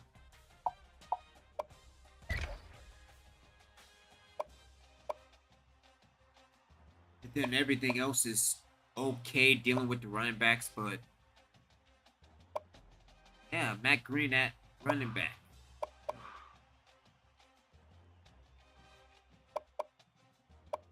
All right, so let's take a look at Mark Brown. So dealing with Mark Brown, speed 71, strength 71, agility 58, excel 75. Jumping is in the mid 60s and stamina at 77.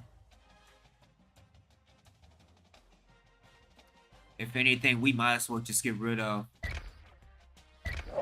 Mark Brown or less. It's not bad as a tight end at 61.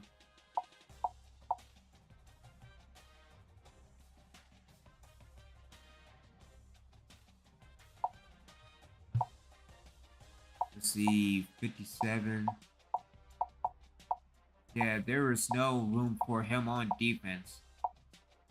So let's move him to tight end. And have Coley be the #1 fullback. Dealing with the receivers. Alright. Alright, so Clint Rogers will most likely stay. Johnny Wilson, Luke Barrett, David Hill. Seth Dunn. Seth Dunn is a senior.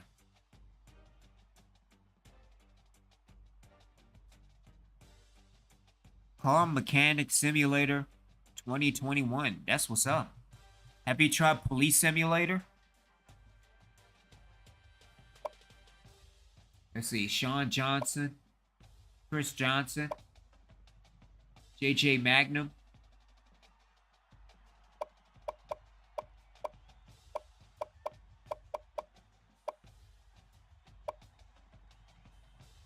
Joe Thompson and Clint Fox. If anything, I think Clint Fox is... See if there's any other positions for him. Because, yeah, I think he's out of here. Alright, so dealing with Clint Fox. 85 speed, yeah, 67 agility, he's out of here.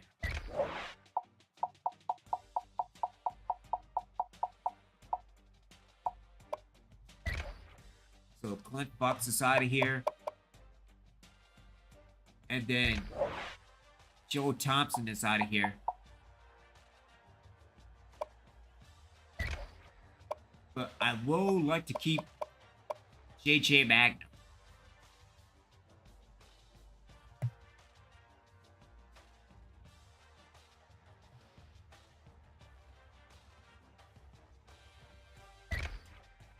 Let's see, JJ Magnum, 92 speed. 74 in agility. Ball carrying vision, 71. Carrying, 77. Ooh, his catching out of 55. I don't think that's going to work, so. Cool name.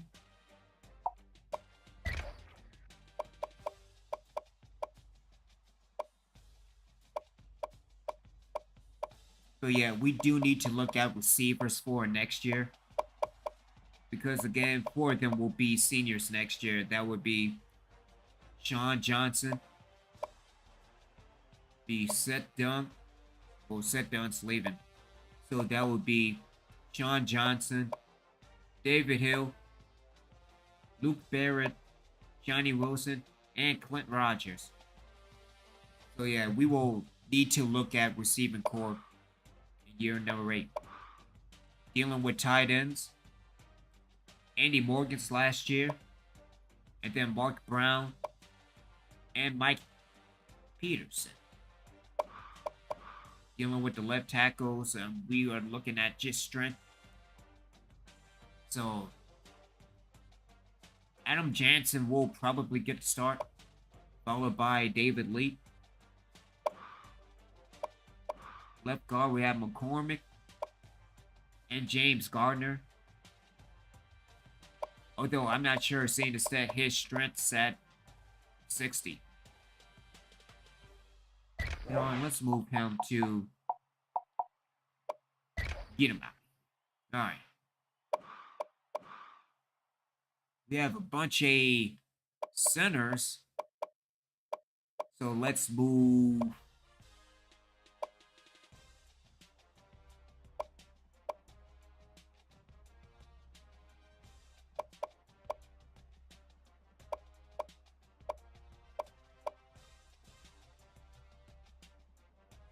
Let's see, so Chandler Jackson Sr. Then Bradley Banks Sr. Yeah, we need to continue to build a offensive line. That's what we need to do.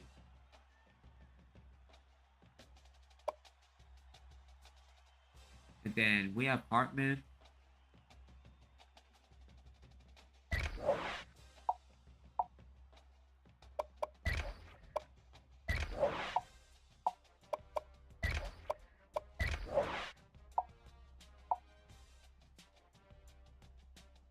Let's see, let's just go by overall. So 69, 2 69s, 63. So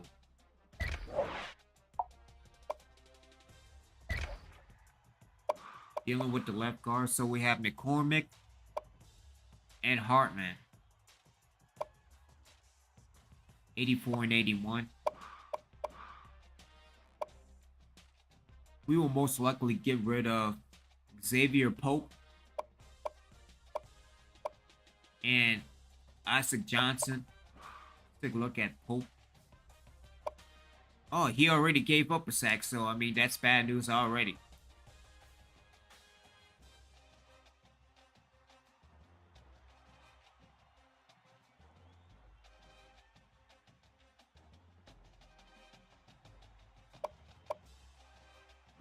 And then Isaac Johnson, strength 73, passing. Yeah, so if anything, we will probably move Isaac Johnson to. There we go. Dealing with the right guards.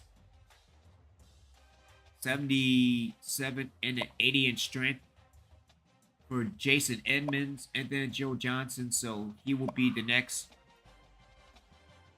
right guard, dealing with the right tackles. So we actually have a few to work with. Alright, so we have Harvey out of 81. Let's see, Daniel Ware. Do like his impact though. Alright, let's move.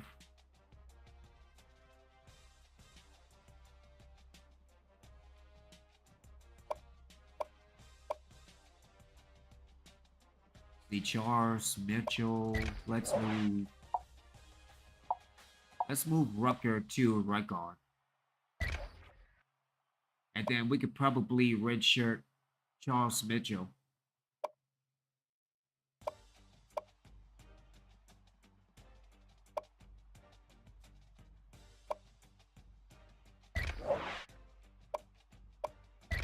Yeah, we should be fine. So that's to deal with the offensive line.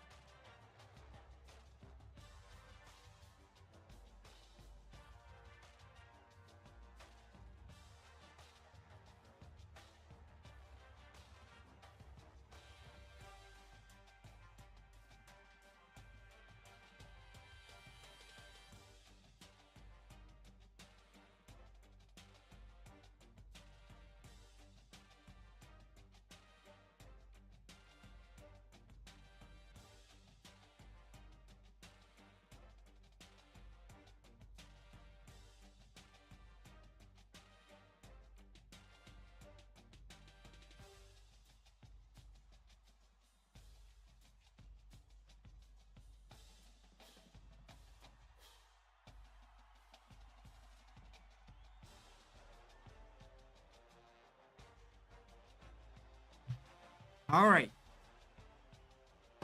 So dealing with the defense as a whole,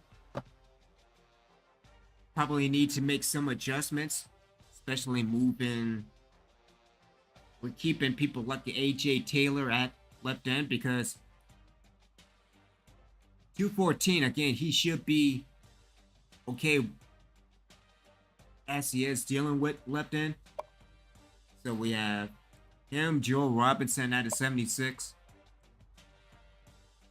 Lawrence Stewart, the other Lawrence. Sheldon Lilly. If anything, these three need to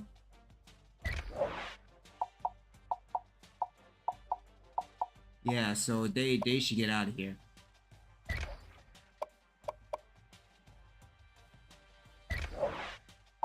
Then Thornburg as well. So yeah, those two. And so dealing with the left end, it will be H.A. Taylor, Joe Robinson, and Lawrence Stewart. Over and at the right end, so we will probably keep Quentin Ward again out of 66. And then Brad Osborne, that's the backup.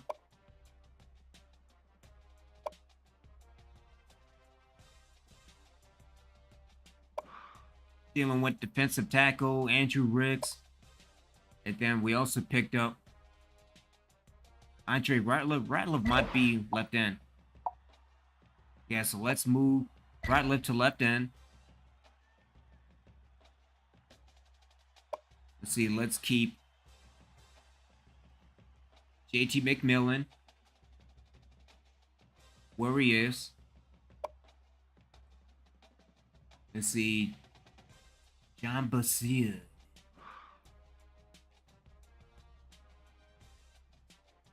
Oh, it's that time.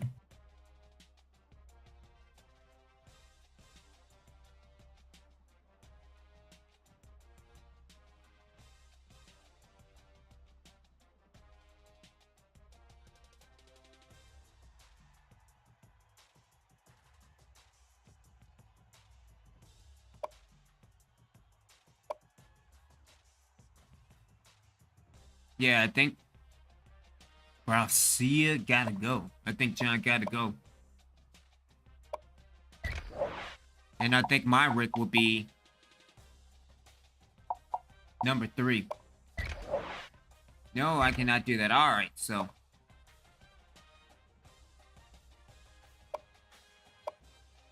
But yeah, I need to build on getting more defensive tackles as well. Left outside linebacker, I think Rich Gross is okay the way he is right now, so let's keep him. Let's also keep Willie McLeod. And then we picked up Marcus Woodard. But I think Marcus gotta go, because again, that agility being at 60. Again, 222. Are there any other positions?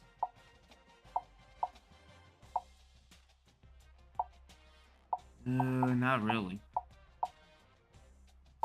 He could be left end. So let's move people to the left hand side.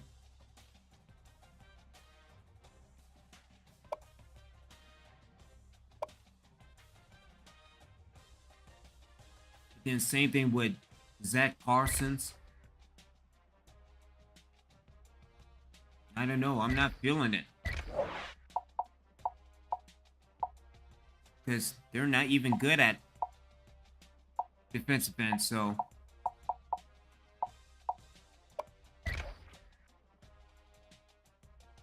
So it will be Rich Gross and Willie McLeod at left outside linebackers. If anything, we could probably move Rodney Gordon to right outside. Because if anything, that will be Lawson's spot at middle linebacker. Yeah, so let's do that. Let's move Rodney Gordon to right outside.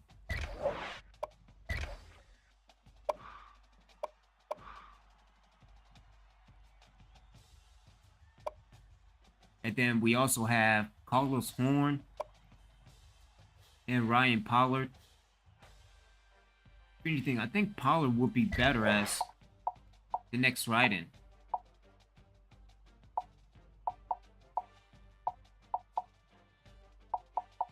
Because dealing with the other positions, I mean, they're not too bad when trying moving them to either safety or corner.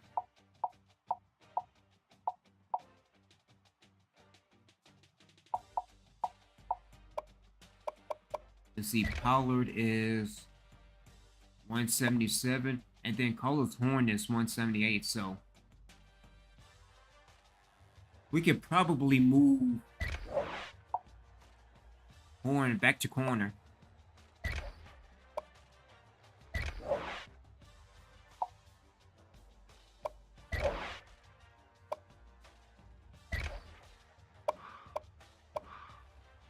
And so dealing with the cornerbacks. Let's see, Ricky Harris as the freshman. So, and he will be good. Kurt Carney, so let's move him. Oh, but that's not good either.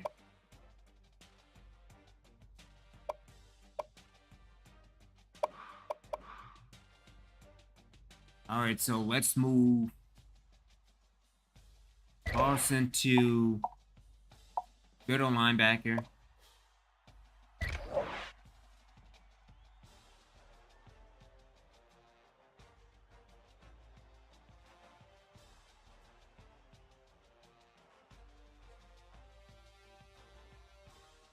Made promises, changing the position. This player will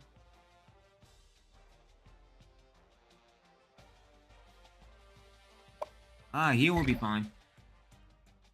He will be just fine. So we have Peter Little will be the starting free safety. And then we got Lance Simmons.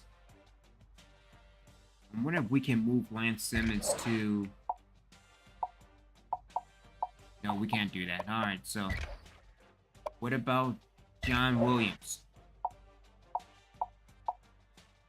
John Williams is not too bad as a linebacker.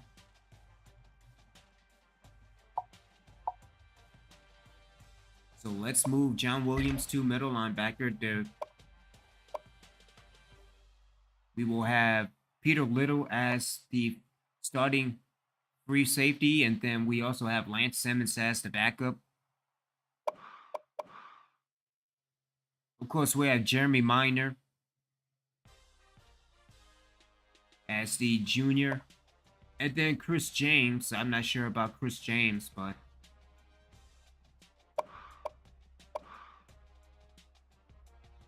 what if we can swap? We could do that. We can swap. We can move Lance Simmons to strong safety. And we can move Chris James to free safety.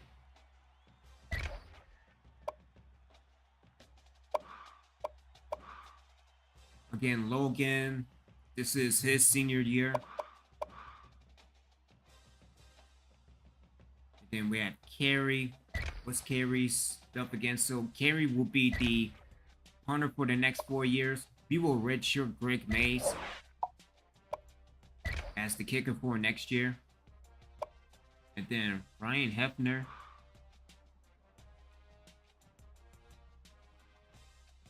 Might as well keep Hefner as well, but yeah, good list and good roster for people to cut. So let's go through the cornerback position, especially dealing with the linebacker position. So the only freshman that we have is Brewster and Ricky Harris. And so I wouldn't mind. Let's see, so Coleman, J.R. Coleman is a 69. Are there any other good positions? Not really.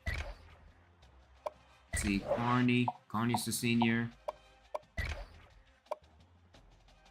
Pollard is a... Oh, Pollard's not good anywhere else, so...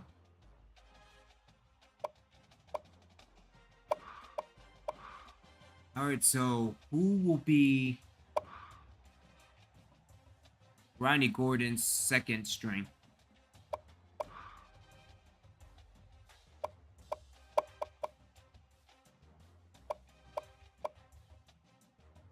Maybe Harvey? Even though he's a 52, but again, I don't see Ronnie Gordon getting hurt. So yeah, let's move Kearney to right outside for now. Harvey is a 62 as a linebacker. You see, Bennett is a 71 and a 63. Then Ricky Harris is a 55.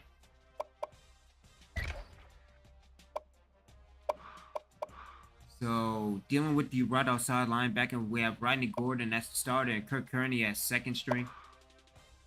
Dealing with the middle linebackers, we got Ryan Larson. Followed by, we do need another middle linebacker just so we can get rid of Darryl Clark. Take a look at Clark. So, Clark is at a 82 in strength. He should be left end. Let's move him to left end.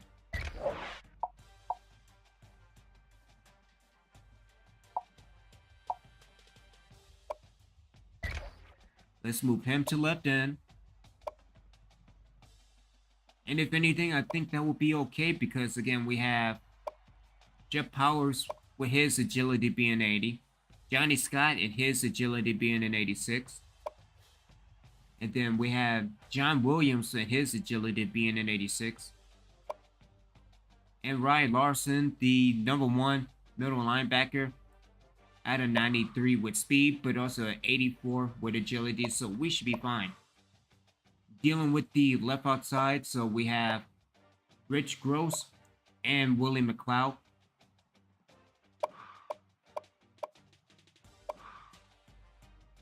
I wonder if we can. Let's see, Brewster. Let's see if we can move. Ooh, yeah, that's not good. And so we will keep Brewster.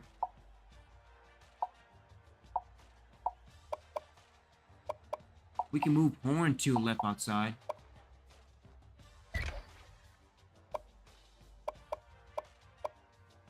See, Pollard. Yeah, Pollard's not good anywhere else. Left outside, not too bad for Coleman, but I think that's fine. So we have dealing with the cornerback class. We have Leonard Harvey as a junior. We got Jeff Bennett as a sophomore. We got the freshman coming in of Ricky Harris. We got J.R. Coleman as a junior. We got Ryan Pollard as a sophomore. And then Trey Brewster as a freshman. So that's not a bad starting lineup dealing with DVT's defense. Over on the left outside linebacker, we have Rodney Gordon and Kirk Kearney as backup. Middle linebacker, Ryan Larson, followed by John Williams, Johnny Scott, and Jeff Powers. Left outside linebacker, Rich Gross, William McLeod, and Carlos Horn. So I think we should be good dealing with the secondary as well. Let's see, Peter Little. Yeah, Peter Little will be good moving forward. And then Chris James as number 2. Jeremy Minor as number 1. And then we switch Lance Simmons from free safety to strong safety. And move Chris James from strong safety to free safety. Dealing with the kickers, Chris Logan. And we will redshirt Greg Mays as a redshirt freshman. Punters will be James Carey and Ryan Hefner. And these are the unfortunates that will be getting cut. Will be put in the 6-foot deep defense. So, alright, so dealing with the quarterbacks again. So we will have Blake Young, Joe Sims, and Neil Bowser. Dealing with halfbacks Matt Green, Josh Roberts. Although, let me see. So Josh Roberts. Are there any other positions outside of? So 68 as a corner. But the thing, he's not fast enough yet. So I think he will be okay right now. So we have 2 Joshes, both Roberts and Colbert. We have Larry Coley as the fullback. Dealing with the receivers, we have Chris Johnson, David Hill, Johnny Wilson, Luke Barrett, Seth Dunn, Sean Johnson, and Clint Rogers. Dealing with the tight ends, Andy Morgan, Mark Brown, and Mike Peterson. Dealing with the left tackles, we have Adam Jansen and David Lee. Dealing with the left guards, Steve McCormick and Matt Hartman. Dealing with the centers, we have Chandler Jack, Bradley Banks, Xavier Pope. Dealing with the right guards, we have Adam Rucker. We got Jason Edmonds and Joe Johnson. Right guard. Let's see, who can we move to left guard?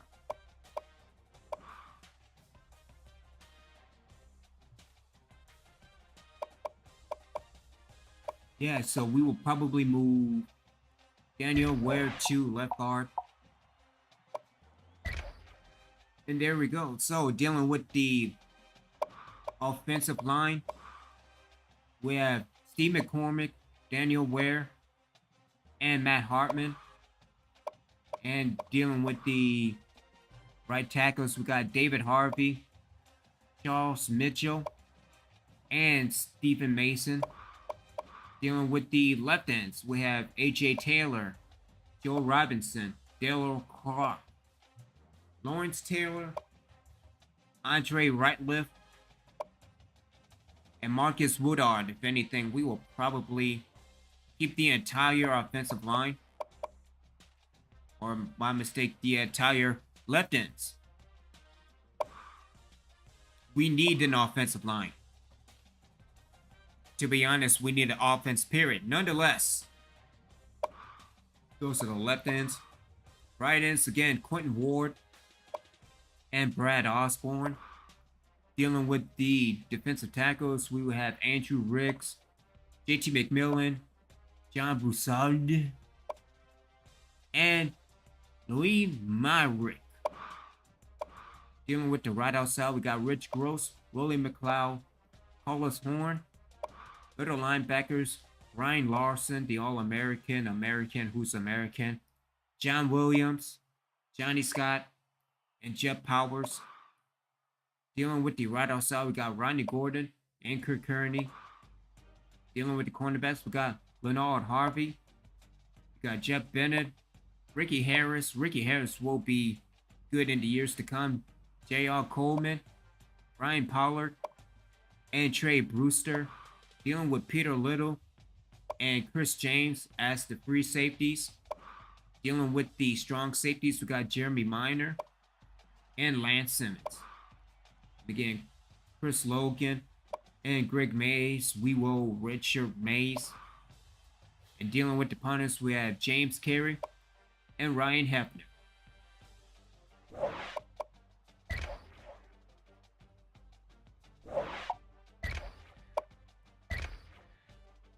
Alright, so let's head into the training results. See who became faster and stronger. Dealing with the agility, so Harvey got faster, McLeod, Rogers got faster, that's good. Blake Young got fast. Hopefully, he could do this thing called passing. I'm pretty sure you already know how it's done. Let's see, Harvey, Johnny Wilson, Sims, Barrett, Johnny Scott. Rodney Gordon became faster. That's good. And then Quentin Ward became faster as well, so that's also good. Same thing with Ryan Larson, so he will be a menace, especially dealing with this defense. David Hill, Lance Simmons, Carlos Horn got faster. That's good. Ryan Pollard got faster. J.R. Coleman is the first with an 84, so but not too bad. Dealing with the strength. So Stephen Mason got stronger at 87. Same thing with David Harvey, Andrew Ricks, Steve McCormick, Adam Jansen, and then Joe Robinson. So not too bad. Not too bad at all.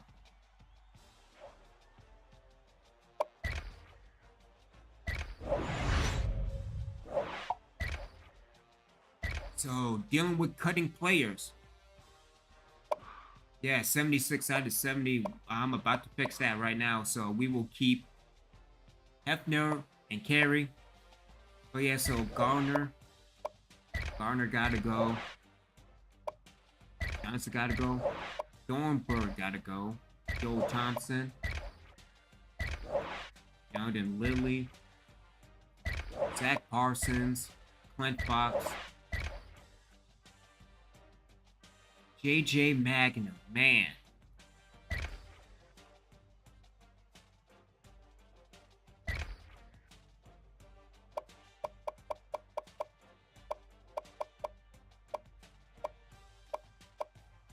Yeah, let's get rid of JJ.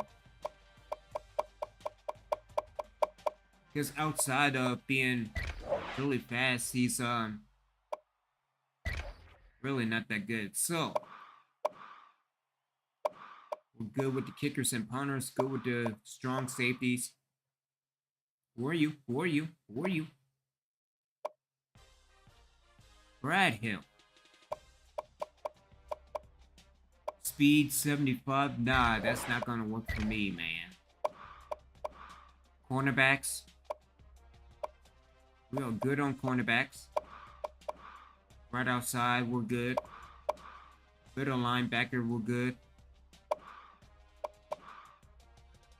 Left outside, we're good. Defensive tackle, we are good. Right end, we're good. Left end, we're good. Just for the fact of trying to get some more room for years to come. And if anything, we could probably redshirt all the left ends as well, so that wouldn't be a problem. We are good with, we actually became stronger, so dealing with the offensive end, or words, Obi-Wan. We actually got better dealing with the right tackles.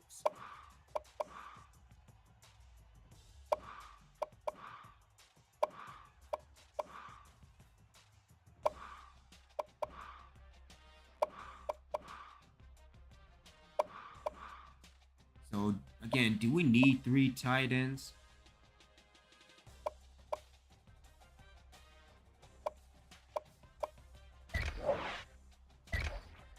We could.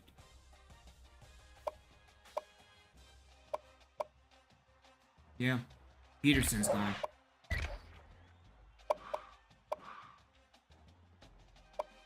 Receivers should be good, especially dealing with agility. So that's not too bad.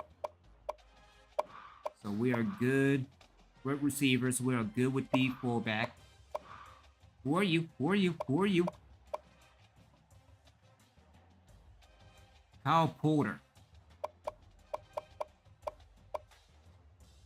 Well, his speed is a 72, so that's a no-no automatically. But then we are good with quarterbacks. So, not bad. This is not bad at 65. Again, probably redshirt a few left ends. But we should be good.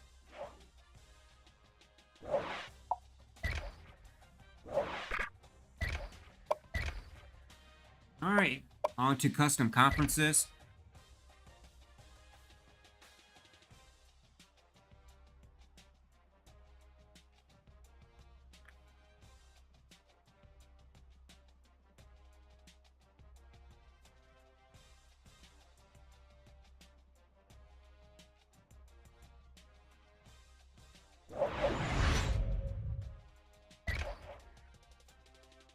Post some more Saints Row 2 shorts a little bit later, and then be back later on this evening. Not sure if we're going to do State of Decay Saturday, weekend in San Andreas, especially if we're doing San Andreas multiplayer, but we will find out a little bit later. Alright, dealing with the custom conferences, so I'm a man of my word. Let's move Buffalo out with Western Michigan. We should be good.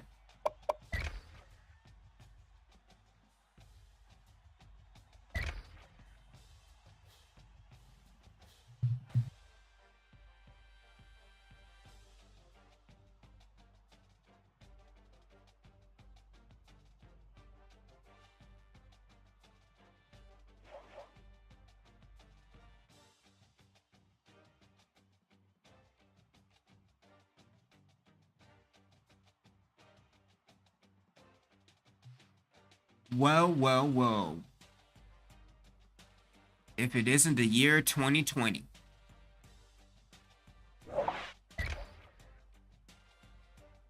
Let's set up the depth chart. Alright, so we will keep Blake Young at quarterback, Neil Bowser at second string, and Sims at third string. As a matter of fact, let me start by redshirting people.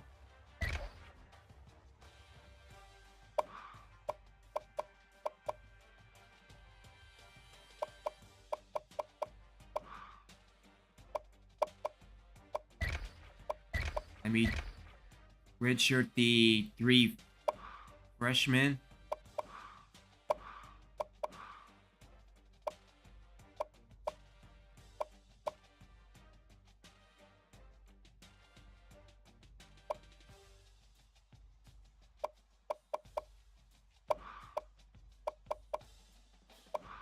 And then we can also redshirt base as well.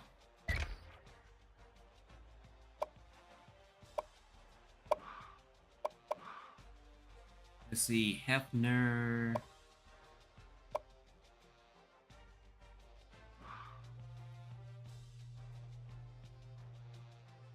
Oh, he's not bad as a punter, so it's pretty good.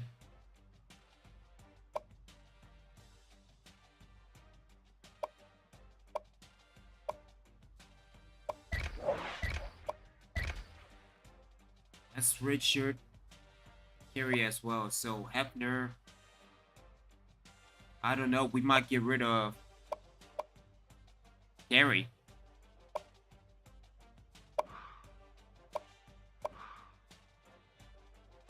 But we should be okay.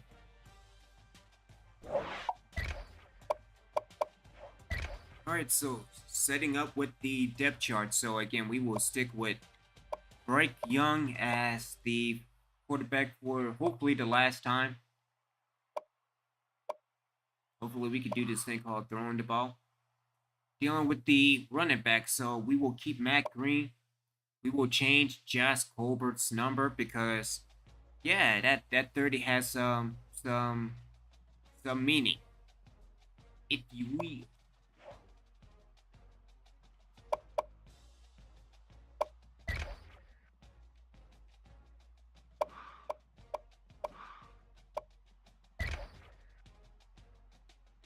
All right, so let's.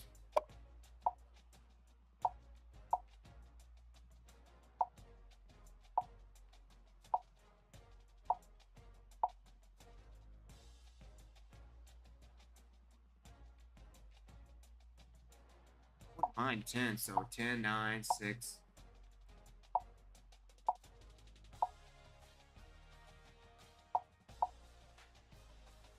We could just be 3, so.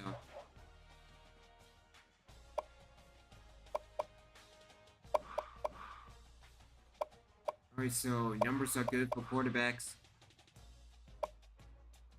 Numbers are good for halfbacks. Coley at a 23, that's fine. Receivers. We should be okay. The tight ends. 89 and 87, that's fine.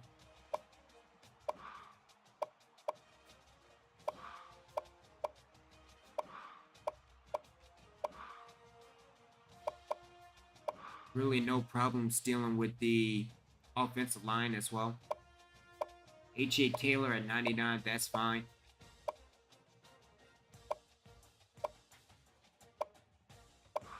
Should be okay. Quentin Ward is okay at 26. Riggs is good at 60. McMillan at 97. Myrick at 95. Rich Gross at 21. Probably change Horn.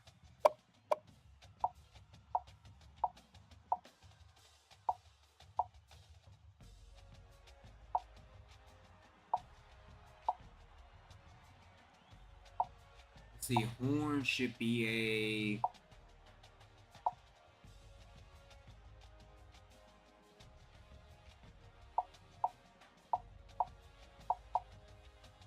40, 41, 42.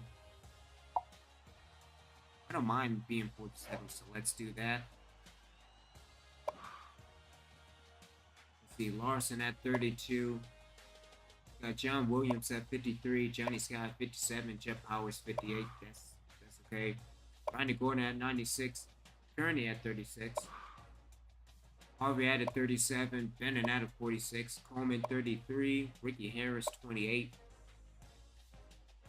We probably change Pollard from a 91 to a, do we have a 19?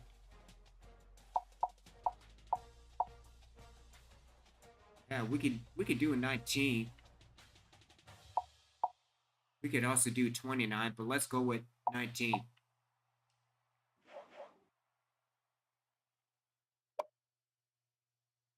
Russo at 20. See, Peter Little at 24. Chris James at 49. Minor at 25. And then Lance Simmons at a 39. Chris Logan at 15. Greg Mays at an 18.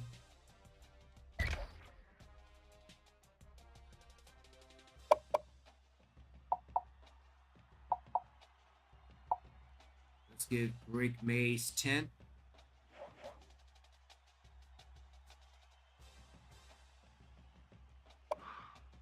Let's see, Hefner at a 12. We can move that.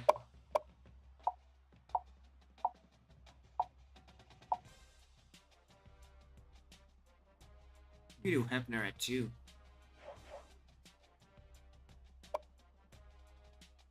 And then we have James Carey at a 13.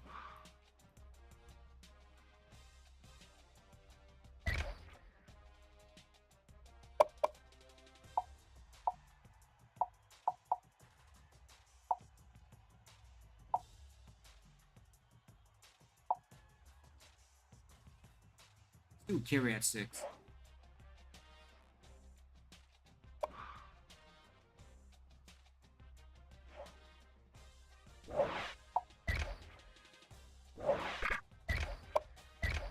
Alright, so let's get back to the depth chart. So Blake Young will be number 1, Bowser 2, and Sims 3.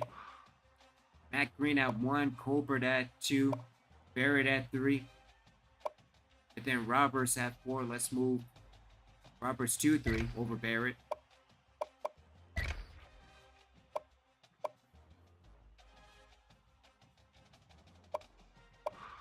Fullback, we have Coley at 1, especially at that 46. But again, with his strength being at 81, it should be okay. Should. Dealing with receivers, so we have Johnson at 1, David Hill at 2. Johnny Wilson at 3. We can move that down to, you know what, that's fine. That's fine. Then Andy Morgan, let's swap him out for Clint Rogers.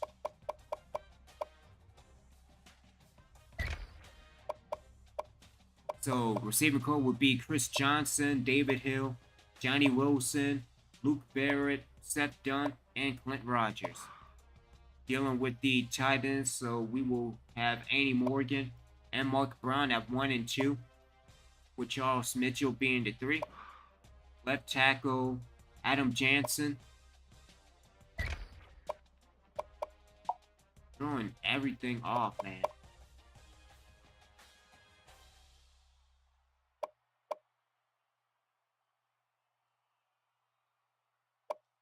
See, Jansen and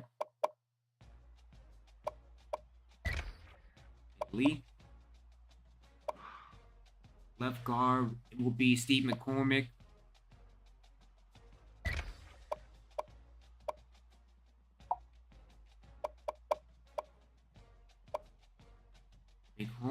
McCormick. Words will be one McCormick, Hartman,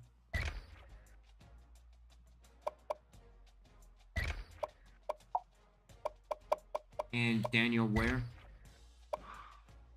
Centers will be Chandler Jack,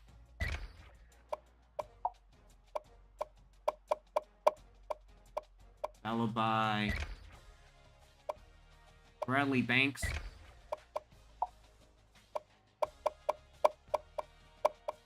and Xavier Pope. Right guard will be Jason Edmonds, followed by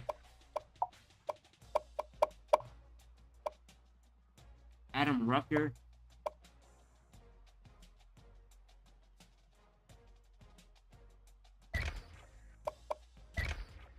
See, Adam Rucker and Joe Johnson. Right guard. And then right tackles is perfectly fine. David Harvey and Stephen Mason and Charles Mitchell. Dealing with the left ends, A.J. Taylor, followed by Joe Robinson and Lawrence Stewart. Right end will be Quentin Ward, followed by, hold on, let me get the defensive side going. Osborne, and we need somebody with good agility. Kearney, let's do that. Dealing with defensive tackles, we will move both McMillan and Brassid up, along with Andrew Riggs.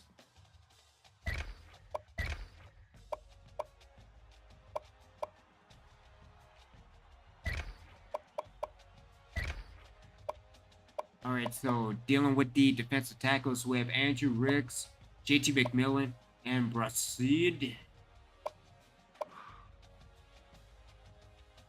Dealing with the right outside linebackers, got Rich Gross. Let's get McLeod over Robinson.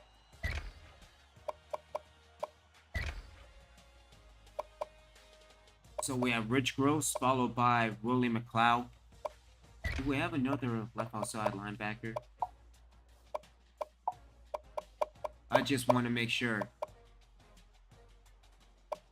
Horn. Alright, so we got Gross, McLeod, and Horn as the left outside linebackers. Ryan Larson, the starting middle linebacker.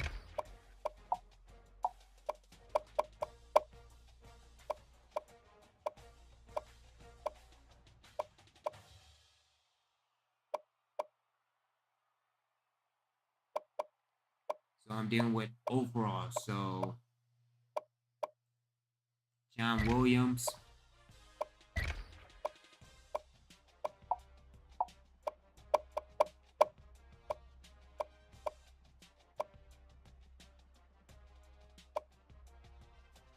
And then Johnny Scott.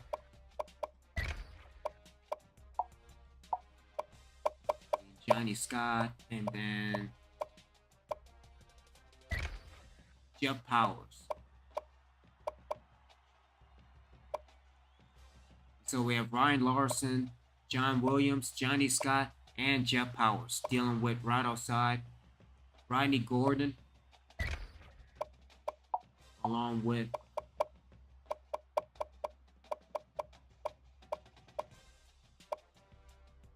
Kearney. And then we got Willie McLeod. Willie McLeod is a 71. Alright, so let's move Coleman over McLeod.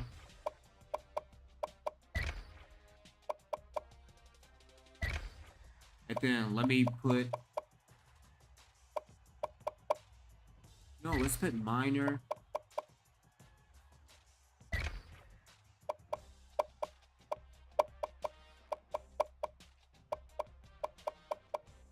And is that Brewster? Let's put Brewster as number 5. So, alright, so dealing with the cornerbacks, we have Jeff Bennett at number 1, Leonard Harvey at number 2, J.R. Coleman at number 3, Jimmy Minor as number 4, and then Trey Brewster at 5. Free safety, Peter Little at number 1, followed by Chris James at number 2, and then Lance Simmons at number 3. Dealing with the strong safety, Minor will be number 1. Then Simmons will take over McLeod.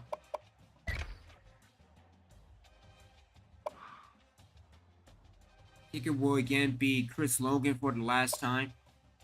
Ryan Hefner as the number 2 kicker. Then Blake Young as the kicker. That's... Alright, hold up.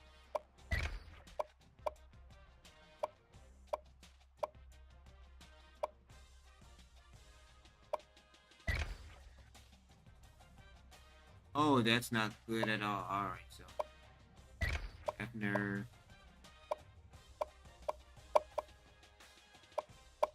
You know, it could be set them, might as well. So, gotta worry about that fake element surprise. And then dealing with punters, Hefner as the number 1 punter, followed by Logan and Blake Young. Kick return will be Clint Rogers for the last time, and David Hill. And then Clint Rogers will be the punt return man. And so one more time, so Blake Young as starting quarterback, followed by Bowser and Sims. Dealing with the halfback, Matt Green at 1, Josh Corbett at 2, followed by another Josh Roberts at number 3, and then Luke Barrett as number 4. We got Larry Coley as the number 1 fullback, followed by Andy Morgan and Charles Mitchell. Dealing with the receivers, we got Chris Johnson, wide receiver, followed by David Hill, Johnny Wilson, Luke Barrett, Seth Dung, and Clint Rogers. Dealing with the tight end, Andy Morgan and Mark Brown, followed by Charles Mitchell. Dealing with the left tackles, we got Adam Jansen, followed by David Lee and Charles Mitchell. Dealing with the left guard, we have Steve McCormick, followed by Matt Hartman and Daniel Ware. Chandler Jack, Bradley Banks, and Xavier Pope as the centers. Dealing with the right guards, we got Jason Edmonds, followed by Adam Rucker and Joe Johnson, right guard. Dealing with the right tackles, David Harvey, followed by Stephen Mason and Charles Mitchell. Dealing with the defensive side, left end is A.J. Taylor, followed by Joe Robinson and Lawrence Stewart. Dealing with the right end, we have Quentin Ward along with Brad Osborne and Kurt Kearney as the number 3 right end. Defensive tackles, Andrew Riggs, followed by J.T. McMillan and Brasil. And then we have Joe Robinson and Lawrence Stewart as backup. Dealing with the left outside linebacker, Rich Gross, followed by Willie McLeod and Carlos Horn. Middle linebacker, Ryan Larson, followed by John Williams, Johnny Scott, and Jeff Powers at middle linebacker. Dealing with the right outside linebacker, Rodney Gordon, followed by Kurt Kearney and Willie McLeod. Dealing with the cornerback, Jeff Bennett, followed by Leonard Harvey, J.R. Coleman, Jeremy Minor, and Trey Brewster. Dealing with the free safety, Peter Little, with Chris James as number 2, and then Lance Simmons as 3. Dealing with the strong safety, Jeremy Minor, followed by Lance Simmons and Willie McLeod as the strong safeties. Kicker will be Chris Logan, followed by Blake Young. Again, you will never be too sure dealing with DBT as a whole. Dealing with the punter, Brian Hefner and Chris Logan as the backup. Kick returner will be Clint Rogers and David Hill. Punt return man will be Clint Rogers.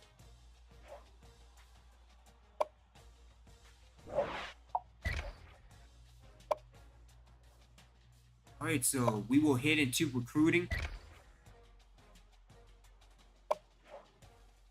Or the recruiting board, my mistake. As a matter of fact, let me see the coach trees real quick. So, level 24 for Josh Gaddis. Again, not too bad, especially dealing with the recruiting side.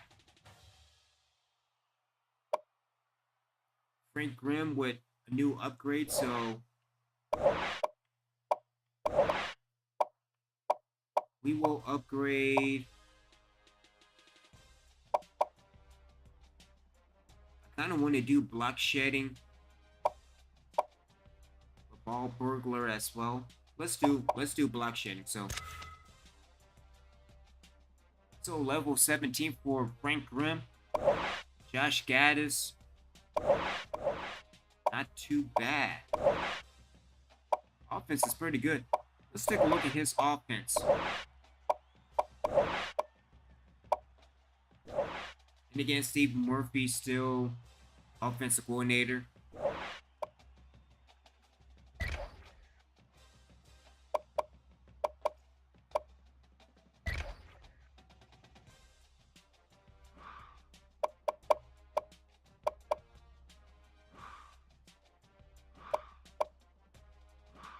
So, dealing with Gaddis. Oh, you got all the Michigans back except for regular. So, Josh Gaddis, he is running out of the spread, so that's not too bad. Let's see, run offense, 47 to pass offense, 53.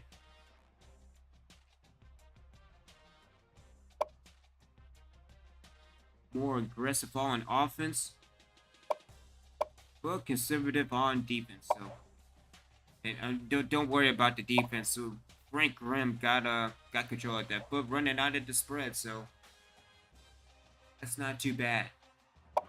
Offense coordinator, we might as well just change Steve Murphy to a spread offense. Ohio State, why not? So there we go. So running out of the spread offense in year number 8. And then defense coordinator, what more can you say about Frank Grimm? Again, 3 out of 13. Easily the best defensive coordinator in NCAA history.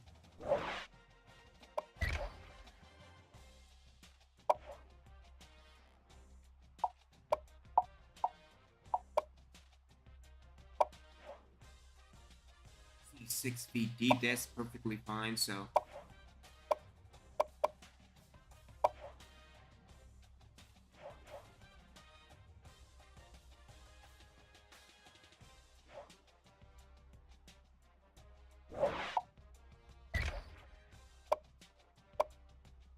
So job security, yeah, that's with no question, you know, best defense in the NCAA. Job security, Jeff Boehm at a 49.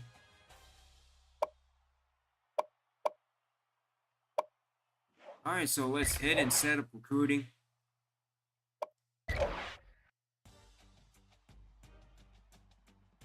And we will see dealing with recruiting this year and what does DVT need besides, you know, an offense, a good one.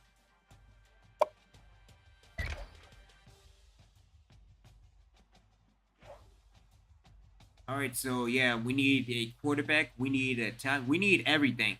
We need an offense. That's what we need. Defense. Defense shouldn't be a problem. That shouldn't be a problem at all.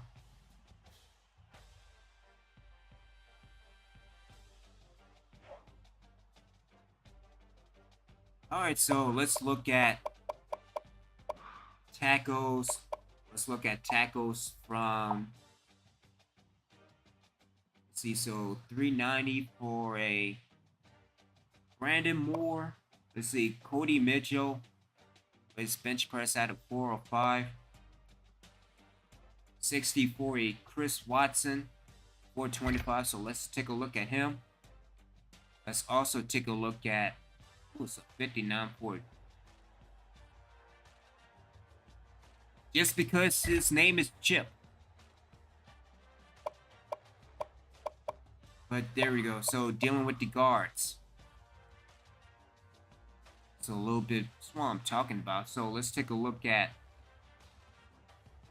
Brian Hayden.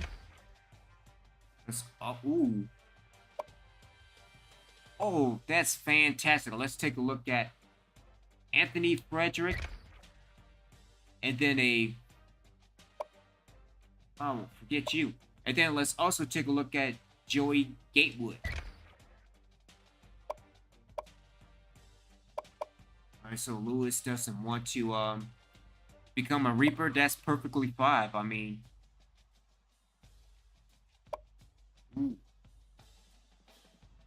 Todd Harrell. Damn it. Alright, so let's also take a look at, he's a 57. Let's take a look at a, let's see, so David Morgan, Taylor Gay. Let's see, I'm looking at MAC teams, so, oh, here we go. DJ Arnold. So let's take a look at him. Okay, let's also take a look at athletes. Let's take a look at Trevor Clark.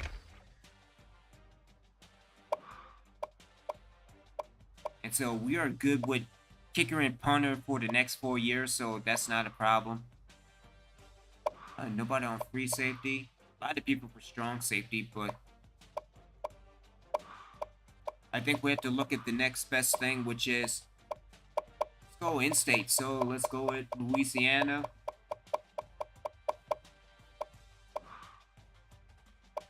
Alright, so dealing with strong safeties. As a matter of fact, let's take a look at athletes. So let's take a look at Demetrius Johnson. And let's also take a look at Brian Wilson. And he is a JUCO, so I guess we have to take a look at the strong safety as well. Ooh, that's not good. Let's see, so Bobby Blanchard. Dealing with the free safety, let's take a look at 67, 69, and then 66. So I wouldn't mind taking a look at, we might as well take a look at all of them. And then dealing with cornerbacks, let's see, so Eli Bailey is marked out. That's okay, forget him.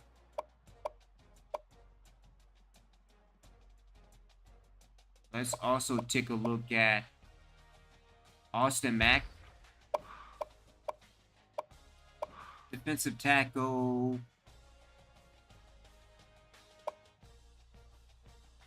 No, let's take a shot at Joseph Rivera.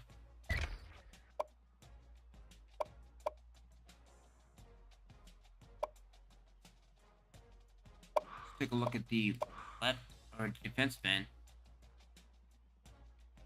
Oh, his bench press of 425. Let's take a look at Matt Owens.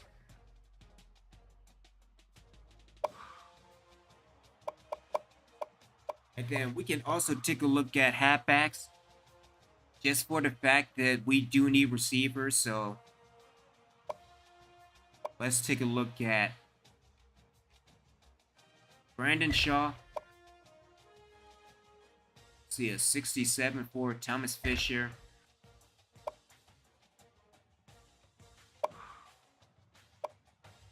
And then let's take a look at the other offensive linemen.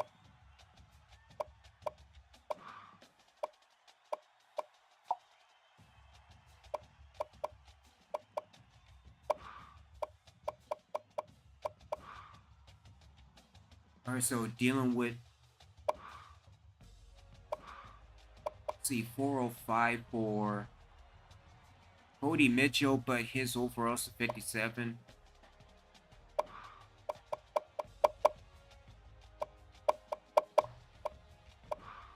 So we'll just go with all states.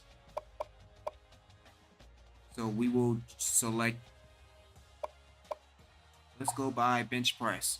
And let's also look at teams that are dealing with Mac. So let's see, that's Virginia. But again, we got to be looking at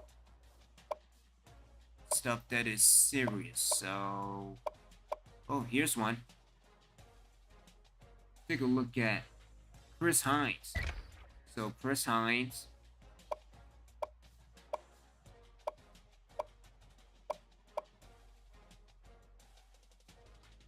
Let's see, Maurice Jordan, but this is more Sunbelt. We already target Anthony Frederick.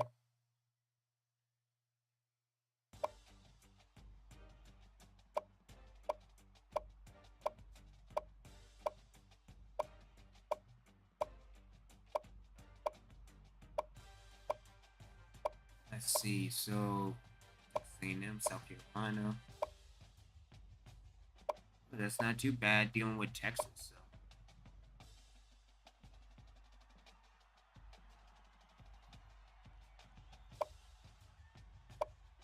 See Palmer. We got Gatewood. Britain.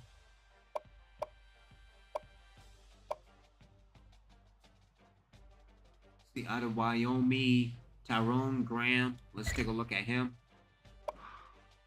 And then dealing with centers.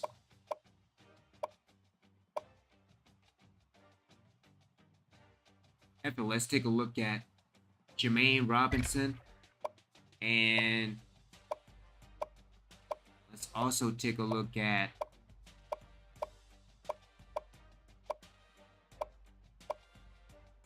here we go. Let's also take a no, he's already targeted. DJ Arnold, Maurice Griffin.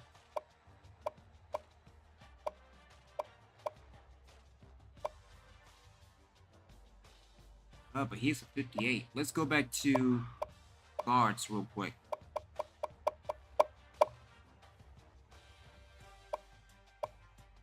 See, 435.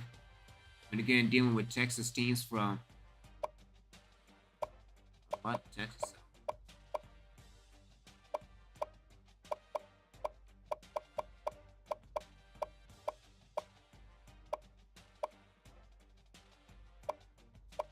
Alright, so let's see.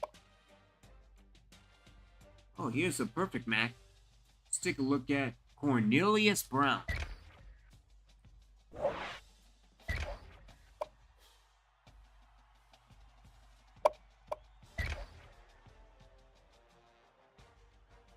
And we are about to close things down as we are at the 3-hour mark. Again, be back later on this evening.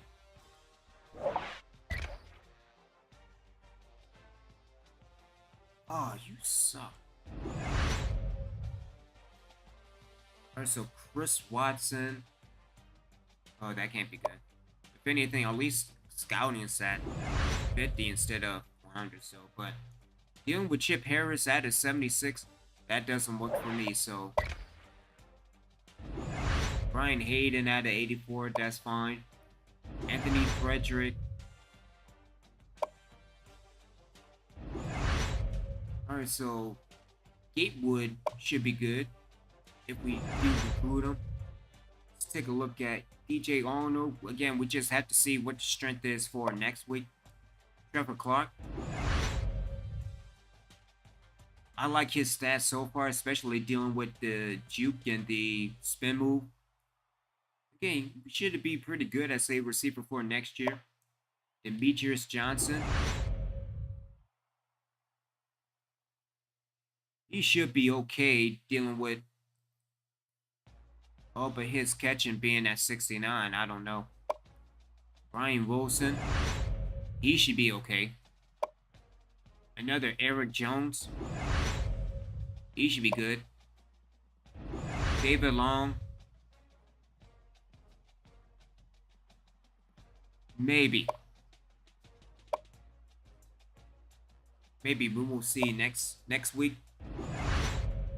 Austin Mack, speed at an 88. I still need to see what his agility is, but you know what? Never mind. Let's just drop him. Let's drop Austin Mack. Joseph Rivera, maybe. Matt Owens, maybe. Just have to see what his strength is, but I don't know about that.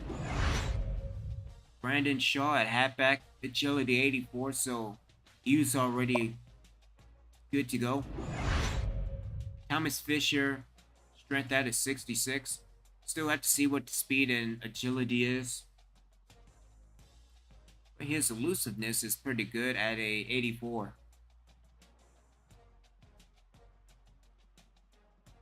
Again, I don't know about his catching. I know it's a D. See, Chris Hines looks like it's going to be good. Tyrone Graham. Again, we still have to see what the strength is for next week.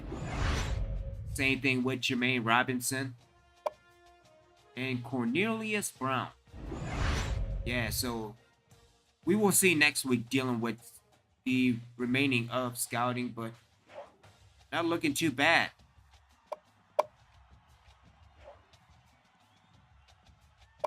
Alright, so dealing with the custom schedules. Yay. Again, another C-. We could open.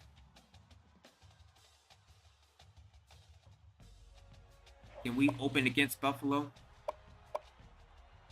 No, we cannot do it. Alright, so starting conference play in week number 7. All right, so we have Georgia Southern. We got Central Michigan. Home against Eastern Michigan. Away at Miami, Ohio. Back home against regular Ohio.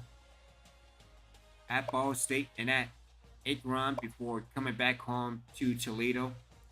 And then the MAC Conference Championship. So, yeah, it should be a pretty easy schedule, depending on if the offense decides to do this thing called offense. I mean, what a phenomenal thing it is. So, all right, so week 6 will be the bye week.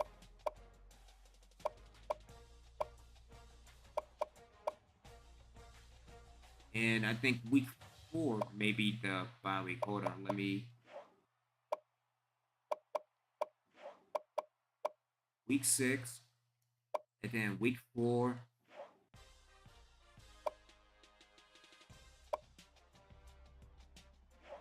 And then week 1. We should open week 1. Ooh, I have no idea. Let me see. So maybe Middle Tennessee State. TCU, Temple, A&M, UCLA. We could do UCLA at home. Seeing as that UCLA came from 1-11, so we could do that. So we could probably have week 2 as a bye week. Week 3. Ooh, we face in week number 3. Oh, there is Buffalo. All right, so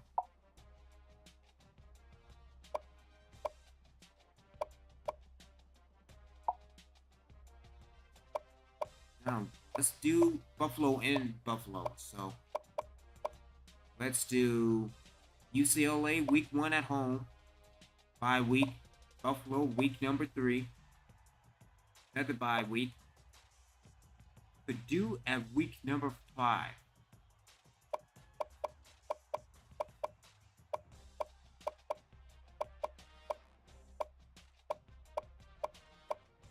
We can do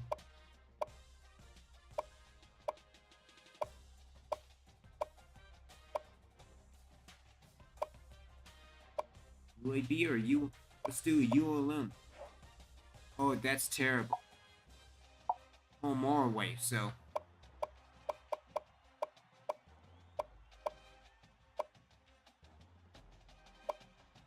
UNLV.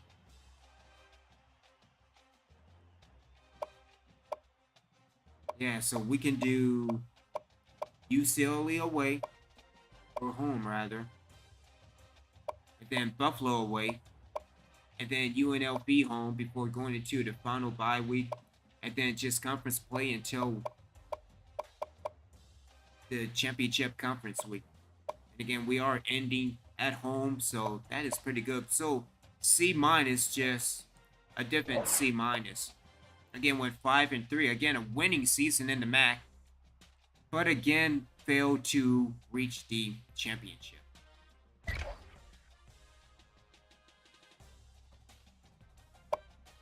All right, so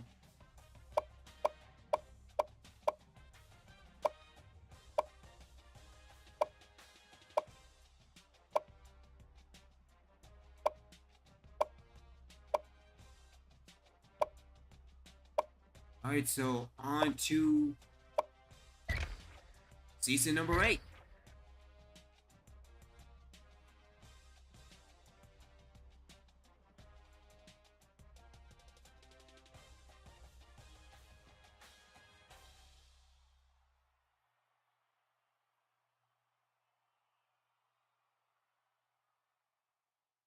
Hopefully everything will be good dealing with the top 25. Hopefully we can get into the top 25.